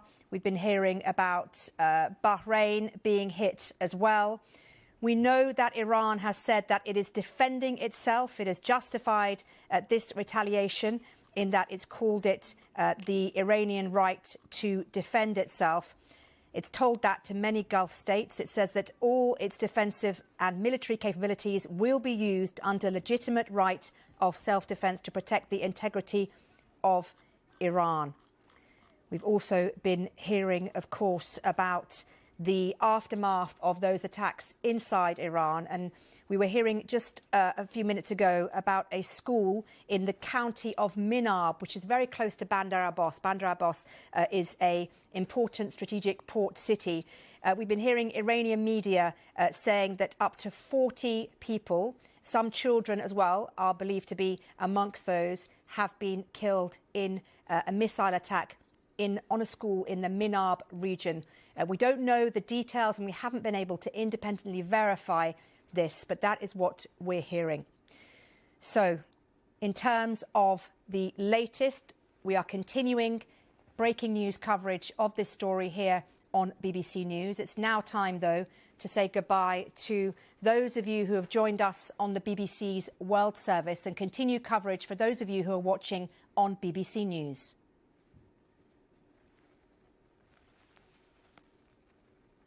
Earlier, I spoke to Shashank Joshi. He's the Economist's defence editor. We spoke for a while and we spoke about getting a real sense of where the situation is right now and where it's heading. I mean, there's three big differences here from last year's strikes by both America and Israel. The first one is the scope of this campaign. This is now very, very clearly a war of regime change. And regime change may not be an explicit aim of the strikes, but it is to create the conditions for regime change. That is what we heard from Trump. That's what we heard from Benjamin Netanyahu. That's very, very clear. And there are risks associated with that in terms of the tension between a short war that Trump seeks and the fact that regime change can take a long time. The other differences, I think, are also that Iran's retaliation has been much faster. I think they took about 18 hours to respond last year to the first Israeli strikes, and this time the response has come initially against Israel within hours. And the third, and I think very, very important difference, the third third difference here is that the Iranian response is much broader. We have already seen confirmed attempted strikes against Bahrain, where the US has the headquarters of its Fifth Fleet, against the United Arab Emirates, against Saudi Arabia. Now, many of these may have been intercepted, but Iran has a lot of missiles within reach of those shorter-ranged territories across the Gulf. And that makes this very, very different from last year. I know a lot of people watching this and listening to it at home are going to be asking this question. How serious is this? Where is the off-ramp here for all of those involved? We're getting retaliatory strikes from Iran. We'll get potentially more action from the US and Israel. Where is this going to end and how bad will it get? First of all, there's no off-ramp. This is not a diplomatic process whereby America and Israel are striking Iran in the hope that it sees sense and does a deal. That ship has sailed. We're now going to be looking at multiple days of heavy, sustained American-Israeli bombing of Iran. Let's be very clear. They're not waiting for Iran to offer a deal anymore. I believe they have already tried to kill the supreme leader, Ayatollah Ali Khamenei, the Iranian president, senior IRGC leaders. I don't know if they're dead. But I believe, on the basis of evidence we've seen so far, that they have been targeted, and we could find in the coming hours that senior Iranian leadership have been assassinated, have been killed. And this will continue as Iran and America strike missile sites, nuclear sites, political leadership, bases, ports, all manner of things. Now, Iran will respond to the best of its ability because it knows there's very little to hold back now. There's very little to lose by trying to go after these targets. And Iran's aim here, I think, will be attempting to make sure they can kill Americans in some of these bases in the region. Because if you do that, you impose a political cost on Donald Trump. And while you can provoke him, you might also force him to think, hang on, I don't want this to last for weeks, with more Americans dying 6 weeks before midterm elections. So I think in the coming days, we will see more Iranian launches, more attempts to try to strike those bases across the region. And the key question is, can America and Israel identify those missile launches and destroy them on the ground, and then intercept the incoming missiles that are fired to a sufficient degree that avoids heavy casualties? And right now, I don't know the answer to that, but I'll be watching very closely for the evidence of any Iranian success in these Bahrain strikes, these Saudi strikes, these Emirati strikes in the coming hours. And let's talk a little bit about that Iranian leadership and the potential for it to have been taken out. We don't know yet what's happened. We believe that the leadership, as you mentioned, has been targeted.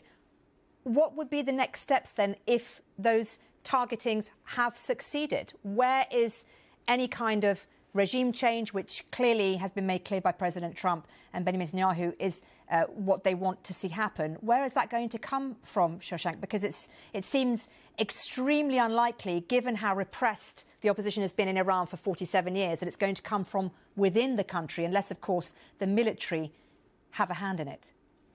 Yeah, I think there's an interesting tension, isn't there, in Trump's statement between saying he wants the Iranian people to topple the regime, saying you won't get this opportunity for another generation, and his message to the Islamic Revolutionary Guard Corps, who of course are the kind of Praetorian guard of the regime. They're a parallel military in effect. And he's saying to them, put down your arms and I give you immunity. So the question is, how can you offer the military immunity at the same time as encouraging the people to sweep away the regime, the IRGC, and all of this? There is a natural tension here, I think. But what I see in both the Trump and the Netanyahu statements is a sense that we want regime change, but the people who deliver it will have to be the Iranian people on the ground themselves. And perhaps, I've heard some reports of American officials talking to Kurds in the border parts of Iran, in the periphery of Iran. I think you will see an Israeli and American effort to encourage the opposition to rise up in mass protests again and sweep away the regime once the bombs have stopped. But there is no guarantee that will succeed. And I think one possibility here is the Iranian regime comes out of this with its leadership killed, with its missiles stockpiles destroyed and degraded, but surviving, and able to say, we are surviving, we won't do a nuclear deal, and we're going to be around for another 30 years. And I think that would pose a really significant political challenge to Donald Trump and to the Israelis.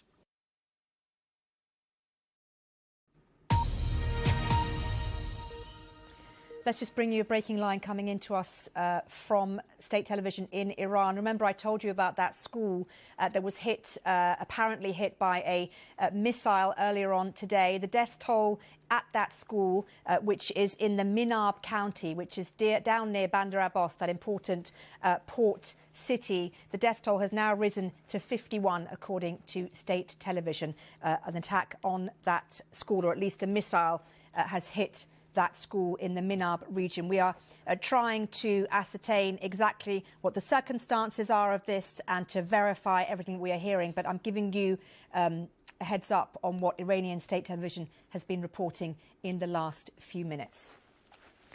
Well, let's get a little bit more insight and analysis now about what this means for the wider region. Let's cross live and speak to Jasmine El-Gamal, who is a Middle East analyst and former Middle East advisor at the US Department of Defense under President Obama.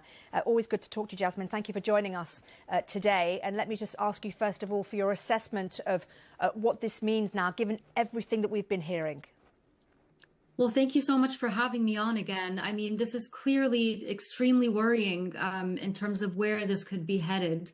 It's very surprising timing, although it was also surprising timing last year when Israel and the US struck Iran in the middle of negotiations. But Iran has responded very quickly this time around, striking US military bases in 5 of the 6 GCC countries. We're already seeing reports of civilian casualties. You mentioned the civilian casualties, the girls that is now, hopefully we'll see verification of that.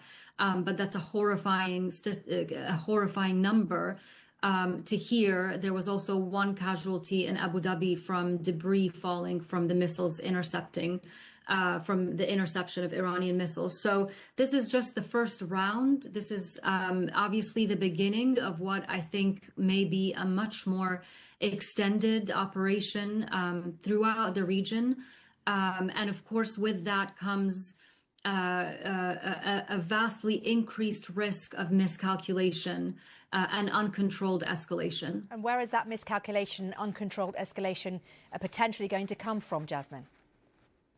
Well, it comes from, in these situations, you have, all parties are trying to put themselves in their enemy's shoes and thinking, okay, well, if they do this, if they do X, we're going to do Y.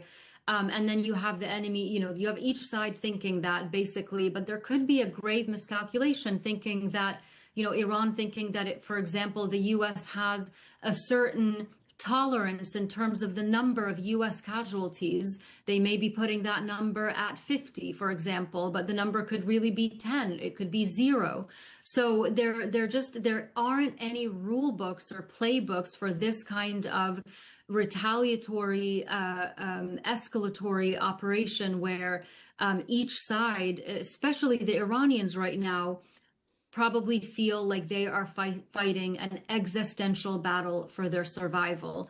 And when any actor in this kind of situation is faced with such an existential threat, they become irrational and they fail to make and they could make calculations that end up being the wrong ones. And we've heard from the Omani mediator who has been working pretty hard to try and find some sort of diplomatic solution. In the last 30 minutes or so, they issued a statement to the US directly saying this is not your war.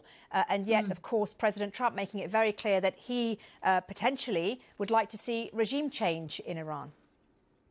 Well, this is really interesting. I mean, obviously, you can imagine the level of dismay from the Omanis because they have been working so hard at mediating between the two sides. And the Omani foreign minister was just on Face the Nation, the U.S. program, saying that he thought there had been unprecedented progress made in the talks and that the Iranians had come to a point where they had agreed on zero stockpiling, which you cannot make a nuclear weapon without stockpiling.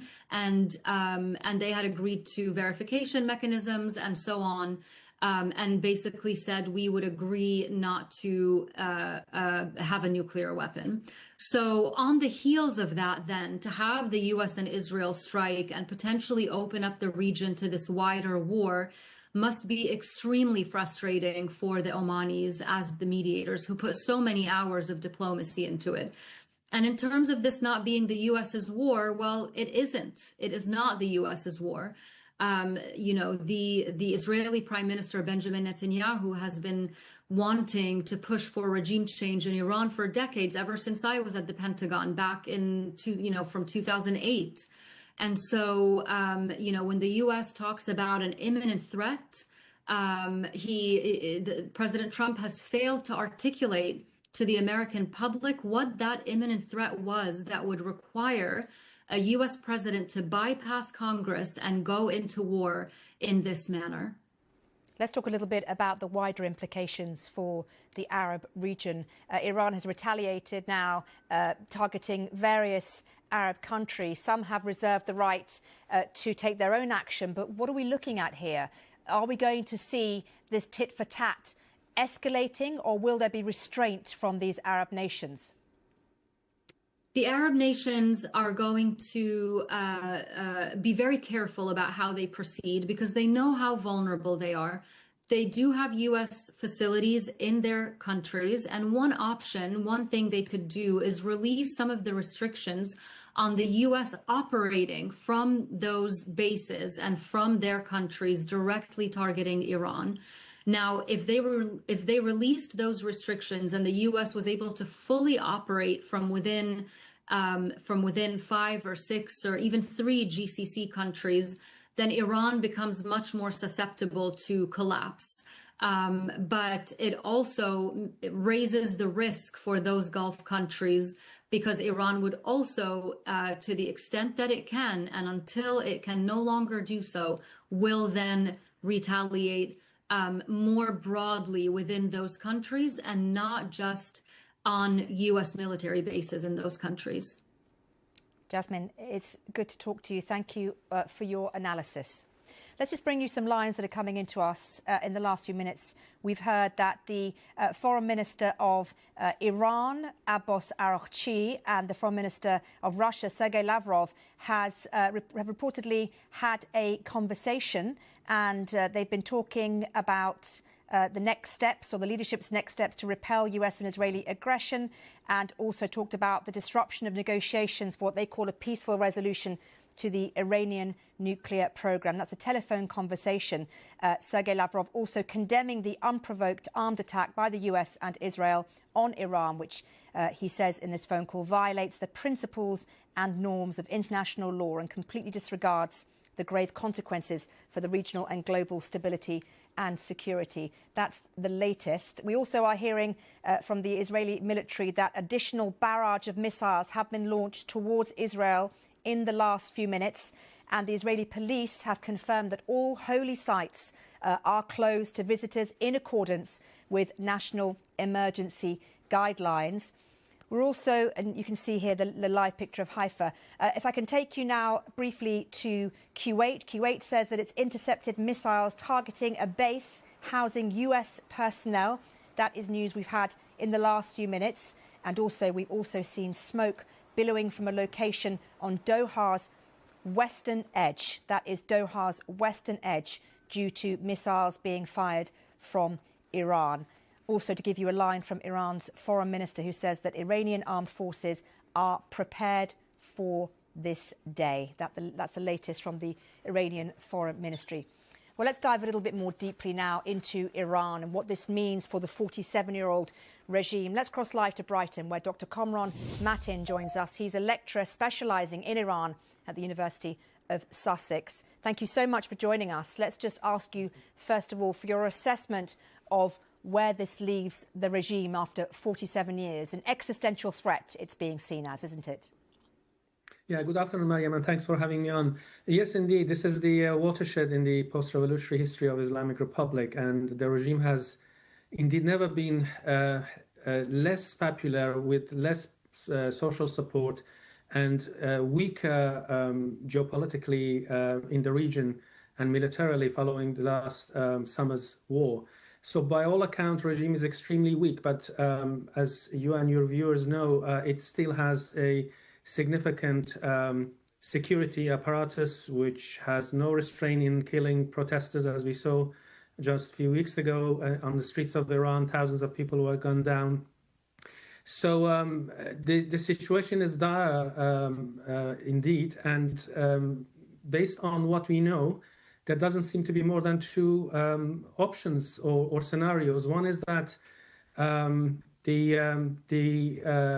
attacks undermine the regime to the extent that opposition groups and people are able to take over state institutions, and there were signs back in January that people tried to storm police stations and so on.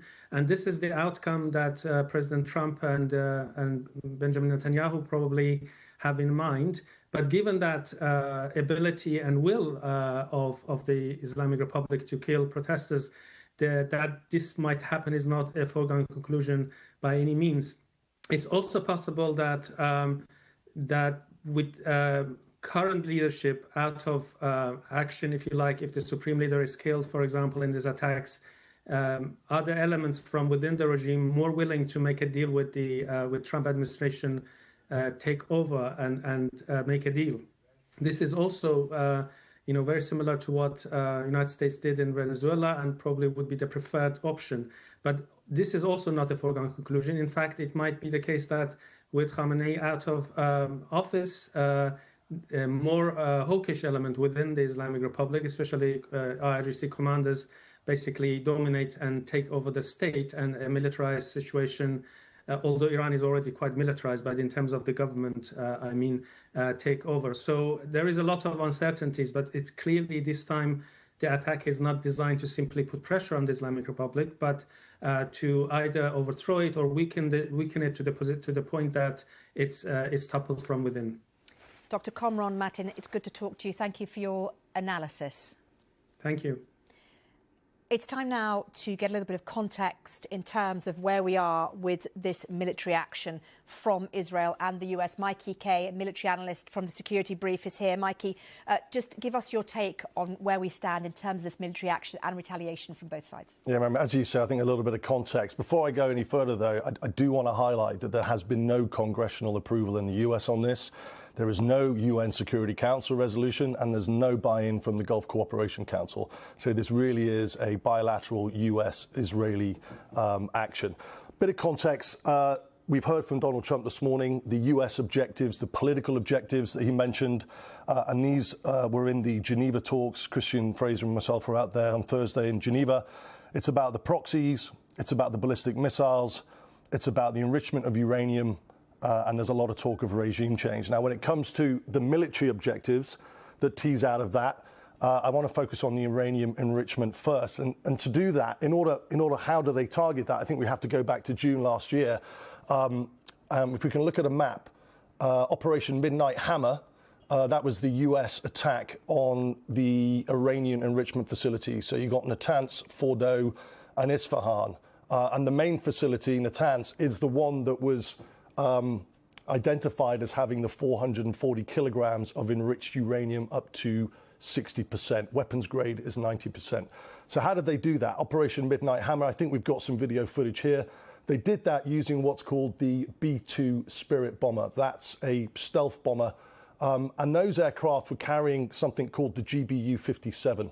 It's called a MOP, a massive ordnance penetrator. It's the only aircraft that can carry that, hence the US being involved in those strikes. That's the massive ordnance penetrator there that you've just seen. Basically, Mariam, it's a 30,000-pound bomb with a steel penetrator that can target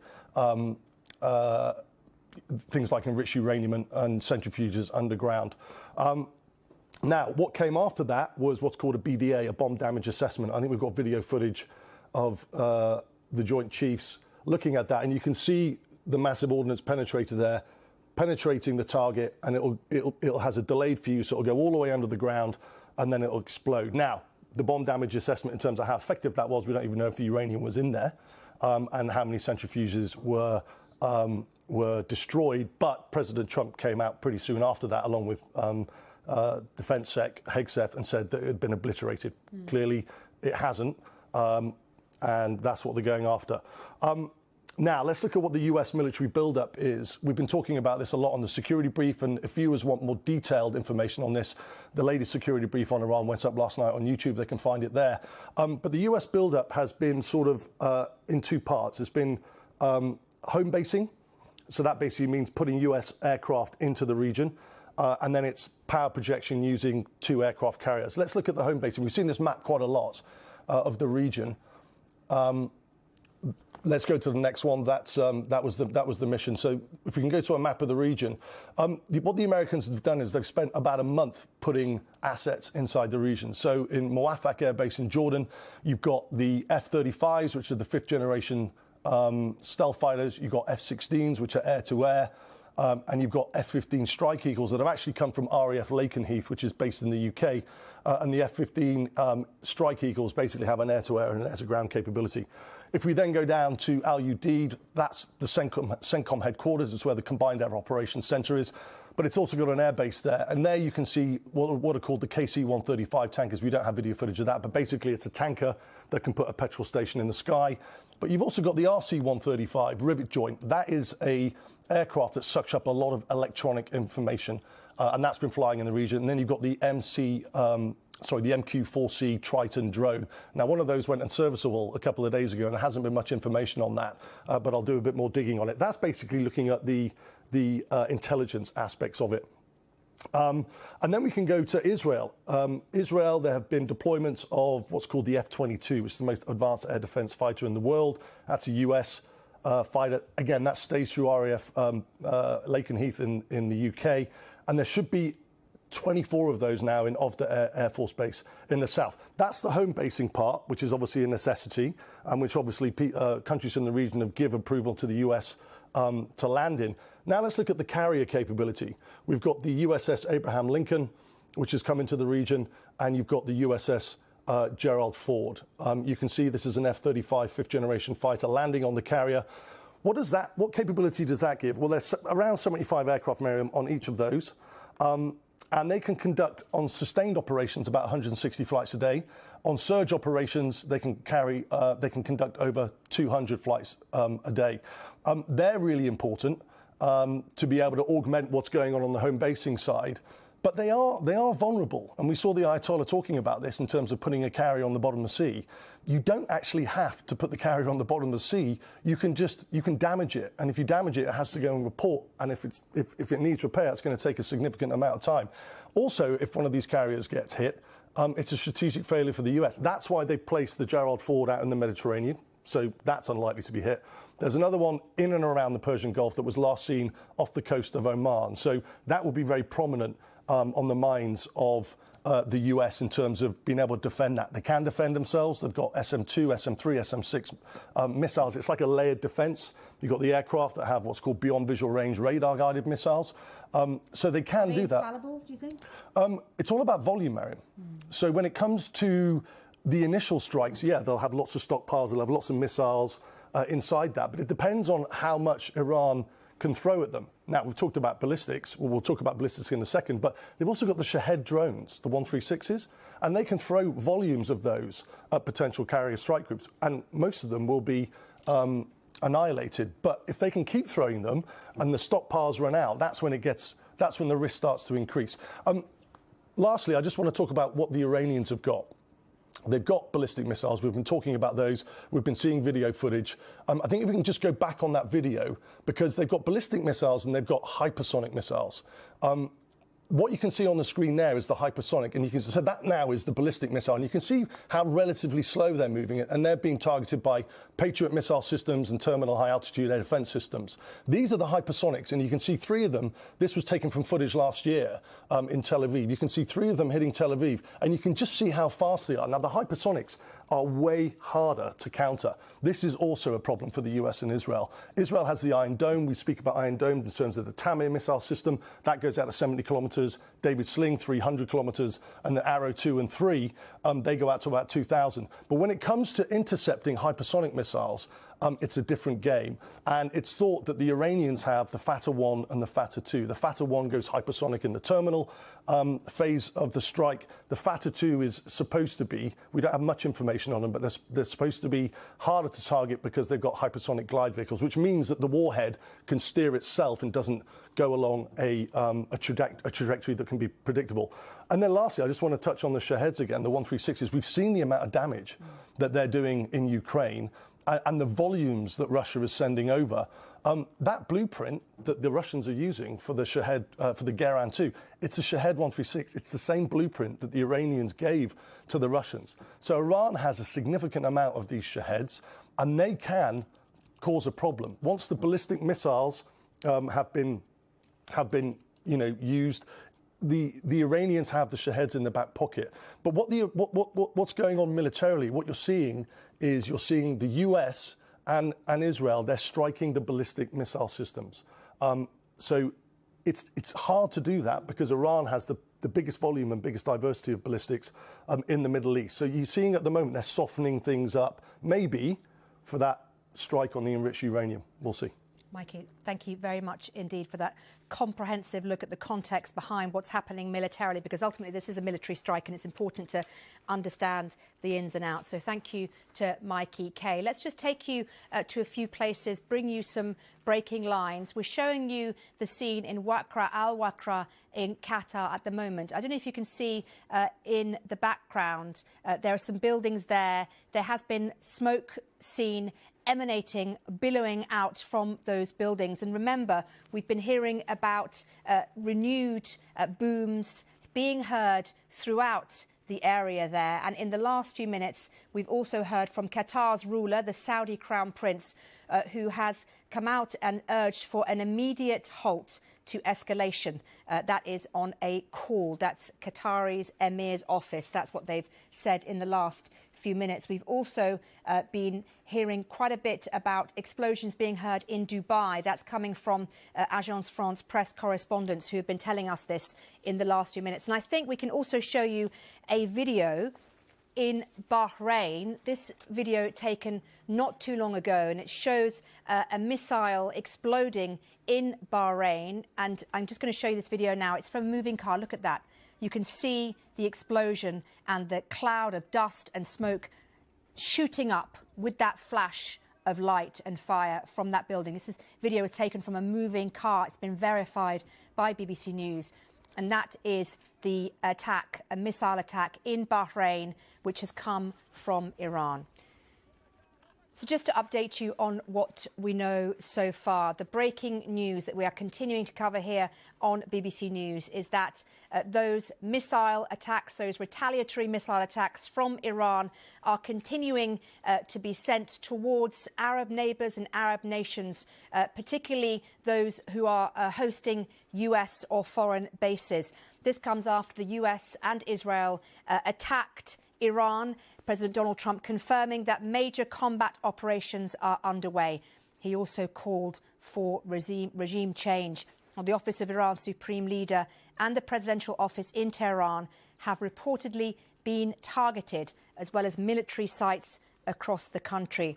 We're also hearing news of up to 40 people have been killed in an Israeli strike on a girls' primary school in Iran's southern Minab County in Hormozgan province. We do not have independent verification of this, but a local official has told Iranian news agencies that at least 40 people have been killed in that attack. So, as I mentioned, we are continuing to bring you coverage of this breaking story here on BBC News. At the top of the hour, we'll be speaking to our correspondents in Washington and across the region to get the very latest on what is happening in what is a breaking story here on BBC News. Well, live from London, this is BBC News. A short time ago, the United States military began major combat operations in Iran.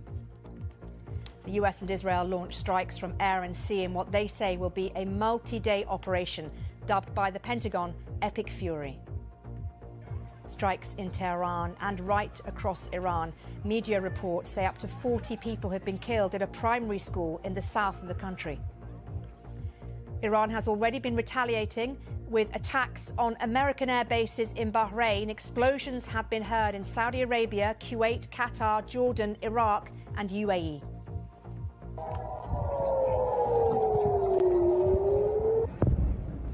Sirens and explosions across Israel as a state of emergency is declared. Israel says a new barrage of Iranian missiles are on their way. In a statement, the Prime Minister Benjamin Netanyahu says there is an existential threat against his country. Here, the Foreign Office and many countries around the world are warning their nationals to shelter in place, and airspace is being closed across the Middle East.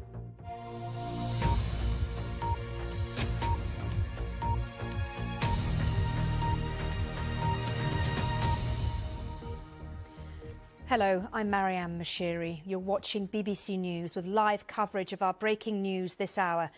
The United States and Israel have launched airstrikes across Iran. President Trump says the US and Israel have launched what he called major combat operations. Mr. Trump says the objective is to defend the American people by eliminating imminent threats from the Iranian regime. He says Iran can never have a nuclear weapon, and he accuses the Republic of trying to rebuild its nuclear program. The president has also said there may be American casualties as a result of this operation, which has been dubbed Epic Fury by the Pentagon. The retaliation has started from Iran. Bahrain says the US base there has come under attack. Qatar, Kuwait, Jordan, Iraq and Saudi Arabia have also had missiles fired into their countries. We're getting reports of one person killed in the United Arab Emirates and 4 people in Syria from missile debris. In a video statement, Israeli Prime Minister Benjamin Netanyahu has said the attack is to remove an existential threat to his country.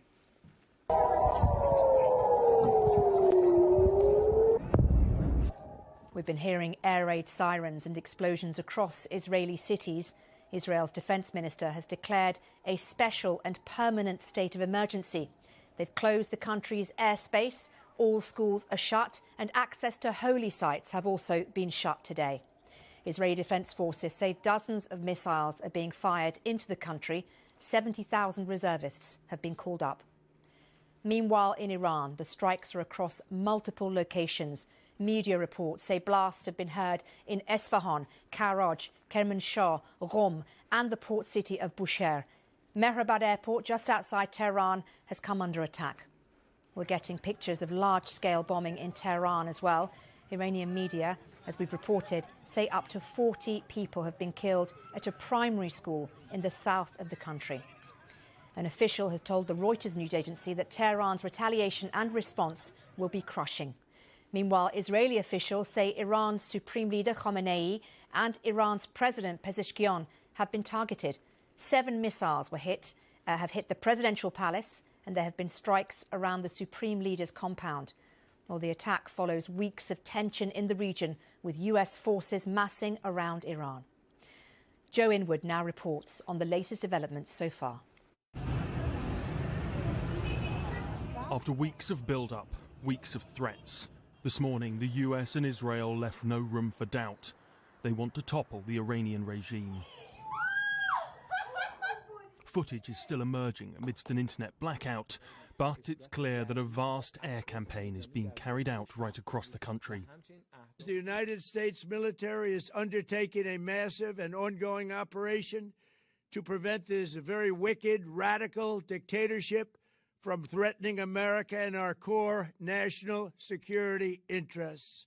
We are going to destroy their missiles and raise their missile industry to the ground. It will be totally, again, obliterated. So what and who is the US going to target? Well, Iran's ballistic missiles will be top of any list, an attempt to blunt their ability to respond. Iran's Navy, seen here on exercise last week, will also be seen as a soft target. The key question, will they kill the president, Masoud Pezeshkian, or the supreme leader, Ayatollah Ali Khamenei? Iran promised to respond with crushing force. Within an hour of the strikes, air raid sirens could be heard over Israel. The the country's Iron Dome missile defences already in action. The Prime Minister warned his people there would be a price to pay. Challenging days await us. Every military action involves risk, but the risk of doing nothing is greater. Because if we do not act, we will get a nuclear Iran, an Iran with tens of thousands of ballistic missiles. Some of those ballistic missiles have already been fired in response. The US has a vast military footprint across the Middle East. Ya Allah! And already impacts have been seen at the US naval base in Bahrain, headquarters of the Fifth Fleet. Qatar hosts the Al Udeid air base. The last time Iran struck, it was telegraphed in advance and largely performative. Not this time. There have also been reports of drones being intercepted over Iraq. Knowing exactly what is happening inside Iran is difficult at this point, with most communications down. But State TV broadcast this statement. According to the information obtained from these two corrupt regimes, their operations in Tehran and other cities will continue. Therefore, as much as possible while maintaining calm, travel to other cities to stay safe from the evils of these two regimes. In January, when widespread street protests gripped the country, President Trump promised help was on its way before taking no immediate action. In today's speech, he said that help had finally arrived. When we are finished, take over your government. It will be yours to take. This will be probably your only chance for generations. For many years, you have asked for America's help, but you never got it. No president was willing to do what I am willing to do tonight. Now you have a president who is giving you what you want. So let's see how you respond. Iran now faces the biggest military build-up in the Middle East for more than 20 years, and a US administration which has explicitly called for its destruction. It seems likely this conflict will escalate in dangerous and unpredictable ways. Joe Inwood, BBC News. Well, let's cross live now and speak to our North America correspondent, Helena Humphrey, who is in Washington for us. Helena, just bring us up to date with reaction from Washington so far. Well, a range of reaction now coming in, Mariam, as you would expect, as lawmakers and, of course, the American public wake up to the news of these strikes. Let me just run you through what some of the lawmakers have had to say, starting off with Lindsey Graham. He is a Republican senator. He is an ally of Donald Trump. And essentially his message, which he's posted on X, is that he believes that this is an opportunity to reshape the Middle East. He says that he expects this campaign to be a violent one, but ultimately he expects it to be successful. You can compare and contrast that with what we've heard from another Republican, a Congressman Thomas Massie, who is a critic of Donald Trump. And he has called this an act of war unauthorized by Congress. Certainly there had not been a congressional vote on any of these strikes. Just some other reaction to bring you now. Ro Khanna, he is a Democratic lawmaker, and he has called for a vote on Monday. He said that lawmakers must come to Washington. They must vote on this. They must put their names on the records with regards to where they stand on these strikes. And then we've also heard from the vice chair of the Senate Intelligence Committee, that is Mark Warner. And essentially what his message has been in a statement is he says that we have heard claims of urgency of American intelligence before, clearly referencing previous wars, Iraq, for example, being one of them, and saying that the president must answer questions with regards to the objective here. Basically saying if President Trump can come out and put a video on his social media platform, an 8-minute video in which he has warned that there could be American casualties, that justification needs to be there. Now, certainly we know that Donald Trump has spoken not just about a failure of a nuclear deal, but he has also spoken about ending what he calls a campaign of bloodshed against Americans. But in terms of that objective, he also spoke to the Iranian people, didn't he? He said, stay inside for the time being, but when it is safe to do so, come out, rise up, topple the Iranian regime. And I think, the greater backdrop to all of this is what we had seen in recent weeks when we had seen that brutal crackdown on protesters in Iran. And Donald Trump had said to them, help is on the way, prompting many people to ask in recent weeks, well, where is that help? Donald Trump clearly there speaking to the Iranians as well, saying this will be your opportunity. Of course, what comes of that will be a question that we will see unfold in the days ahead. And of course, let's not forget, Helena, that in the last few days, even longer than that, the US has been negotiating through Oman in Geneva with the Iranians. And like back in June 2025, when there were mid-negotiations and there was an attack on Iran, this has happened mid-negotiations. It makes one wonder whether negotiating with President Trump is actually a dangerous thing to do. Well, certainly what we see with Donald Trump is this kind of strategic ambiguity, and of course here in Washington, as correspondents, we've been trying to read the tea leaves, ask questions of the administration about whether a strike is likely. And Donald Trump has, often said, well, I'm not happy with the Iranians, but I haven't made my mind up yet, is what he said on Friday. But the backdrop to all of this had been this incredibly large-scale military build-up, which we had seen in the Gulf as, some kind of leverage, one would think, but at the same time hearing that there would be technical talks taking place at the Atomic Agency, the UN's Atomic Agency, in Vienna next week. I mean, whether that goes ahead, of course, is a huge question right now. But, it is definitely difficult to assess the actions of this administration. They engage in talks, and then, of course, we have seen this strike. And, of course, as you point out, in a similar way that we had seen with Operation Midnight Hammer,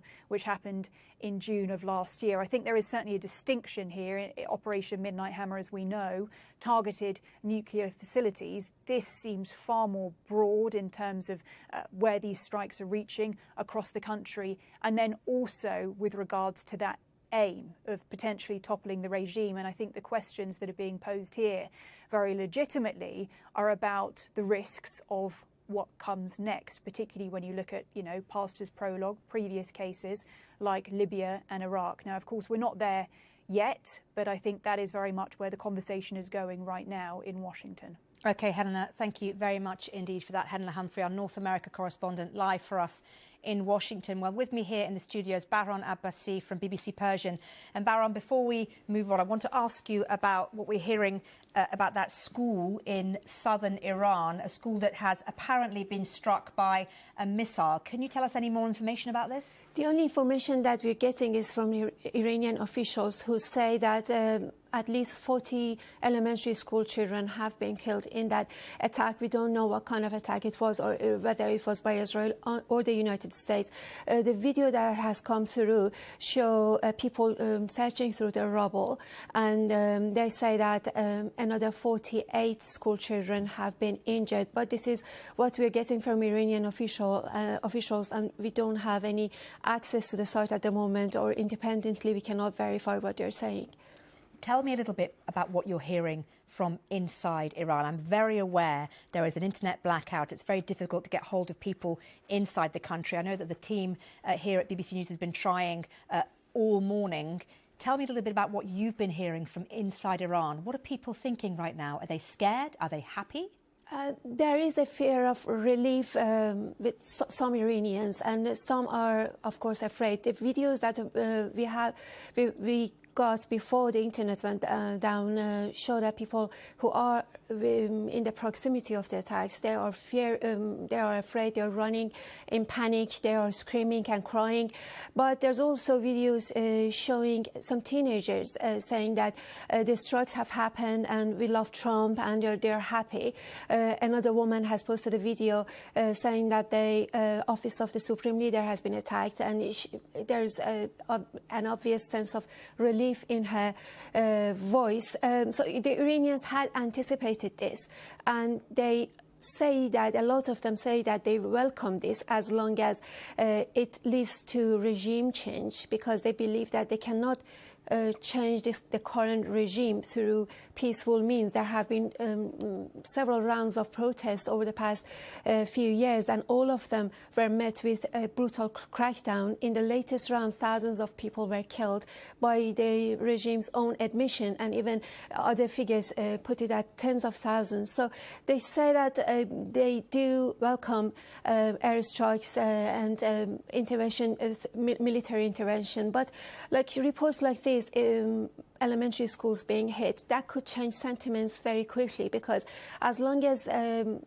civilians are not harmed, innocent civilians are not harmed, I think a lot of people would welcome this. Others are also speaking out and saying that they are against any intervention from foreign countries, and they say that change has to come from within Iran. They are worried about the country descending into violence after this, and maybe the likelihood of civil war. So there's a very mixed reaction from people. Some people are posting online saying that this could be their last words. They might die in these explosions, and they say, if we die, I'm letting the world know that I was against the war.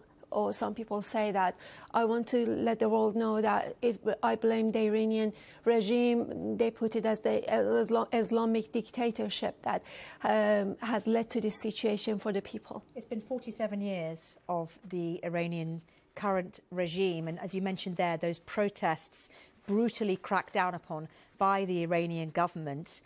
Where is any opposition, internal opposition, going to come from, Bahram, given that it has been so quashed over the last 47 years? Absolutely. A lot of people, even the Nobel Peace Laureate Narges Mohammadi, those who've spent all their adult lives trying to bring about some changes from within the country, some kind of reform, they have failed. They are either being killed or put in prison. And so it is very hard to imagine any kind of change that could come from within the country. In the latest round of protests, the protests were triggered by the depreciation in the value of the Iranian currency and the economy that's been in shambles. People were just asking for normal lives, a better life in which they can buy even basic items to live. And the response from the regime was killing them by military-grade weapons. In a matter of 2 days, thousands were killed. So there is this overwhelming sense inside the Iranian community that it is very difficult to bring about any changes. Even when it comes to the nuclear issue, the regime has not shown any flexibility.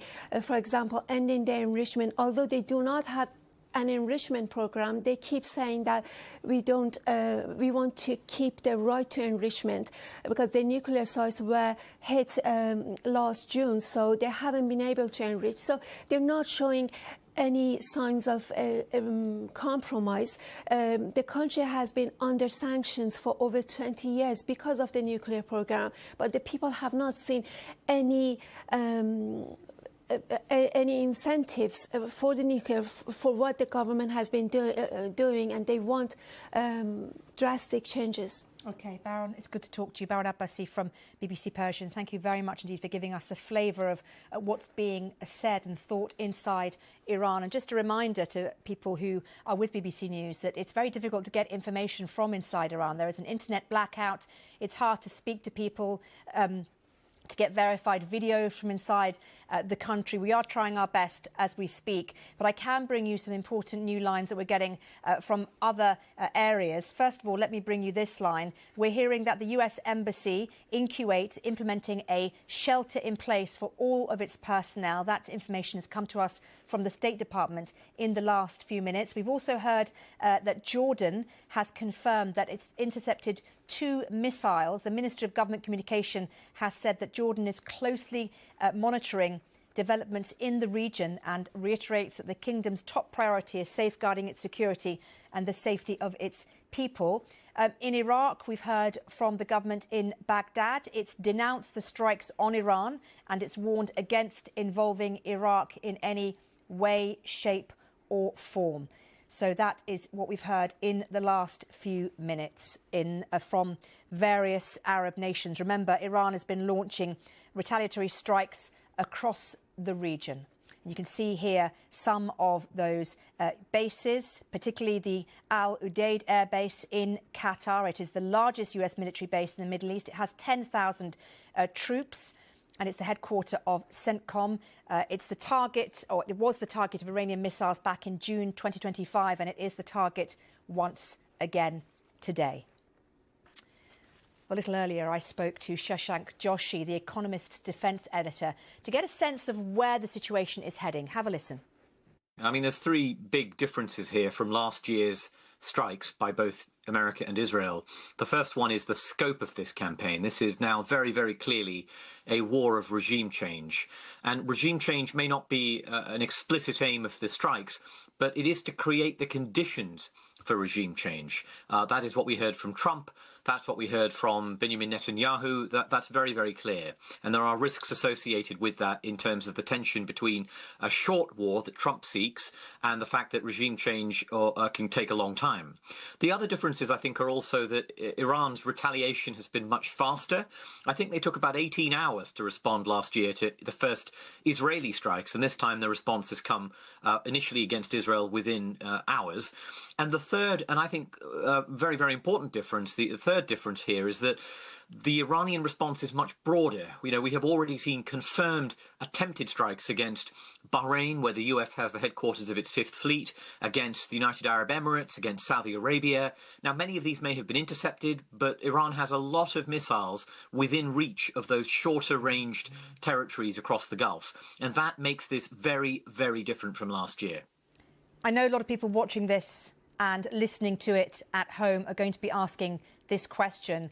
How serious is this? Where is the off-ramp here for all of those involved? We're getting retaliatory strikes from Iran. We'll get potentially more action from the US and Israel. Where is this going to end and how bad will it get? First of all, there's no off-ramp. This is not a diplomatic process whereby America and Israel are striking Iran in the hope that it sees sense and does a deal. That ship has sailed. We're now going to be looking at multiple days of heavy, sustained American-Israeli bombing of Iran. Let's be very clear. They're not waiting for Iran to offer a deal anymore. I believe they have already tried to kill the supreme leader, Ayatollah Ali Khamenei, the Iranian president, senior IRGC leaders. I don't know if they're dead. But I believe, on the basis of evidence we've seen so far, that they have been targeted, and we could find in the coming hours that senior Iranian leadership have been assassinated, have been killed. And this will continue as Iran and America strike missile sites, nuclear sites, political leadership, bases, ports, all manner of things. Now, Iran will respond to the best of its ability because it knows there's very little to hold back now. There's very little to lose by trying to go after these targets. And Iran's aim here, I think, will be attempting to make sure they can kill Americans in some of these bases in the region. Because if you do that, you impose a political cost on Donald Trump. And while you can provoke him, you might also force him to think, hang on, I don't want this to last for weeks, with more Americans dying 6 weeks before midterm elections. So I think in the coming days, we will see more Iranian launches, more attempts to try to strike those bases across the region. And the key question is, can America and Israel identify those missile launches and destroy them on the ground, and then intercept the incoming missiles that are fired to a sufficient degree that avoids heavy casualties? And right now, I don't know the answer to that, but I'll be watching very closely for the evidence of any Iranian success in these Bahrain strikes, these Saudi strikes, these Emirati strikes in the coming hours. And let's talk a little bit about that Iranian leadership and the potential for it to have been taken out. We don't know yet what's happened. We believe that the leadership, as you mentioned, has been targeted. What would be the next steps then if those targetings have succeeded? Where is any kind of regime change, which clearly has been made clear by President Trump and Benjamin Netanyahu is what they want to see happen? Where is that going to come from, Shashank? Because it seems extremely unlikely, given how repressed the opposition has been in Iran for 47 years, that it's going to come from within the country, unless, of course, the military have a hand in it. Yeah, I think there's an interesting tension, isn't there, in Trump's statement between saying he wants the Iranian people to topple the regime, saying you won't get this opportunity for another generation, and his message to the Islamic Revolutionary Guard Corps, who of course are the kind of Praetorian guard of the regime. They're a parallel military in effect. And he's saying to them, put down your arms and I give you immunity. So the question is, how can you offer the military immunity at the same time as encouraging the people to sweep away the regime, the IRGC and all of this? There there is a natural tension here, I think. But what I see in both the Trump and the Netanyahu statements is a sense that we want regime change, but the people who deliver it will have to be the Iranian people on the ground themselves. And perhaps, I've heard some reports of American officials talking to Kurds in the border parts of Iran, in the periphery of Iran. I think you will see an Israeli and American effort to encourage the opposition to rise up in mass protests again and sweep away the regime once the bombs have stopped. But there is no guarantee that will succeed. And I think one possibility here is the Iranian regime comes out of this with its leadership killed, with its missiles stockpiles destroyed and degraded, but surviving and able to say, we are surviving, we won't do a nuclear deal, and we're going to be around for another 30 years. And I think that would pose a really significant political challenge to Donald Trump and to the Israelis. Well, that was the defence editor of The Economist, Shashank Joshi, talking to me a little bit earlier about what potentially could be the outcome here. It's difficult to be able to analyse that now. It's very early days, and this, of course, is a developing story. It's continuing to develop as we speak. We're getting new lines minute by minute, and we're hearing that new blasts have been heard in Doha. That's according to Reuters, who are speaking to witnesses in Doha. We also have had news that leaders from the UAE and Saudi Arabia have been talking. They've been discussing the attacks from Iran in a phone call, the very first one that they've had since the rift. We're hearing quite a lot of news coming out of Iran. In particular, Iranian state media is reporting that there have been explosions heard in Iran's southeastern port city of Chabahar. Explosions heard in that port city in the southeast of the country. So pretty clear that those attacks from the US and from Israel are continuing. They haven't stopped. And also the attacks, retaliatory attacks from Iran are also continuing. And we just mentioned there explosions or blasts being heard in Doha. Some more news from Bahrain. We're hearing that schools in Bahrain have now implemented distance learning until further notice. And also remember, we've been reporting as well that airspace in the region has been closed, and many airlines have already said they are not flying in and out of the region for now because of the dangers being posed by this continuing attack from the US and Israel, but also retaliatory attacks by Iran as well. We're also hearing that President Putin has convened Russia's Security Council virtually over the unfolding situation across US-Iranian strikes. That's according to the Kremlin spokesperson Dmitry Peskov, and that's cited by Russian media. So that's unconfirmed, but we're hearing potentially that could be happening as well. So let's just take a moment now to speak a little bit more about what's been happening inside Israel, what the thought process of Israel has been over the last few weeks in preparation for these attacks. Let's cross live and speak to Avner Vilan, who's worked for the Israeli security services dealing with Iran in the past. Avner, it's very good to get you on the show. Thank you very much for joining us on BBC News. And let me ask you, first of all, for your reaction to what we've been hearing so far. So, thank you, Miriam. I think that my initial reaction that I hope that this is the final chapter in the long rivalry between the Iranian regime and the like-minded democracies in the West, United States, Israel, and everybody else. This is just another chapter of what's been going on for the last 30 years. Iran has been the major destabilizing force in the region, with its nuclear ambitions, with its humongous missile arsenal that it's been building, targeting way beyond Israel now. Now they could cover most of Europe, and they're building capabilities that even go further. And it's regional meddling. So now I think there has been a window of opportunity after the Iranians foolishly declined to come to an agreement with the United States in the last few weeks, giving up their nuclear program. So there's a window of opportunity to create severe damage to the regime and even change it by the Iranian people. But sorry, excuse me for interrupting, but to be fair, the Iranians were negotiating, weren't they? Well, the Iranians were negotiating, but the U.S. has been very clear of what it has been expecting. The Iranians didn't even come close.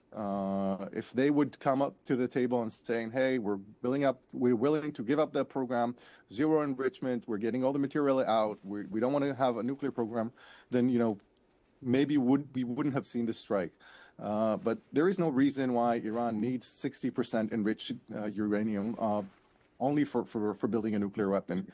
The country's so rich with oil and resources, with its economy in such a bad shape. Why are they insisting in building potentially military nuclear capabilities? So there was a different course that they could have taken. They should have known that President Trump is serious, and it's in his credible military threats, which we saw today fulfill. So yes, they were negotiating, but they didn't come with the right attitude. That's my take on this. And we saw the consequences. You talk about the final chapter. Interesting for me to pull a little bit on that thread. When you say final chapter, do you mean you expect the regime to fall? And if so, how is that going to happen? So I hope that this regime would fall. I think that Trump was very clear in his speech this morning on how this is going to happen. He expects the Iranian people to come and topple the regime after the bombs cease dropping. I think that we've seen the brave Iranian people go to the streets in January. About 40,000 of them were killed by this horrible regime. They didn't have help back then. Now they have the backing of the United States. And I think that the regime would fall once the IRGC officer or the Basij or even the policeman on the street would think twice before shooting his fellow countrymen and saying, "Hey, is this really worth it, or should I just give in?" And when that happens, and they would put down their arms, then this regime would change. I mean, that hasn't happened so far. How do we know, or even hope, in your words, that it will happen this time? So I think that you can't know for sure this will happen. The minimum that would happen is that the regime would be hit hard. A lot of its leadership would be hit. A lot of its military capabilities, its nuclear capabilities, its missile and Navy capabilities will be hit, which is a good thing for the region. And the conditions for a regime change will be prepared. But will the regime change? Will the Iranian people would actually go out to the streets again, risk their lives again with the Iranian security forces put down their arms, or will they again brutally massacre the Iranian people? This is yet to be seen. I think that the fact that now it's not just them who have the power against the innocent people, but it would be actually the people plus the U.S. and Israeli air support. That's a different equation. So there is a change in condition. Will it lead to a regime change? We'll wait and see. Well, I'm really interested to kind of get a bit of an insight from you about what kind of calculations Israel would have made about how Iran would react, how the IRGC would react, how people inside Iran would react this time. Do you think that Israel had it in its mind that this time would be different, that it has evidence of that? I mean, we've been hearing that Israel believes it's killed several senior Iranian officials. That's according to sources briefed on the military operation. So that, again, do you think would have played into the decision-making process?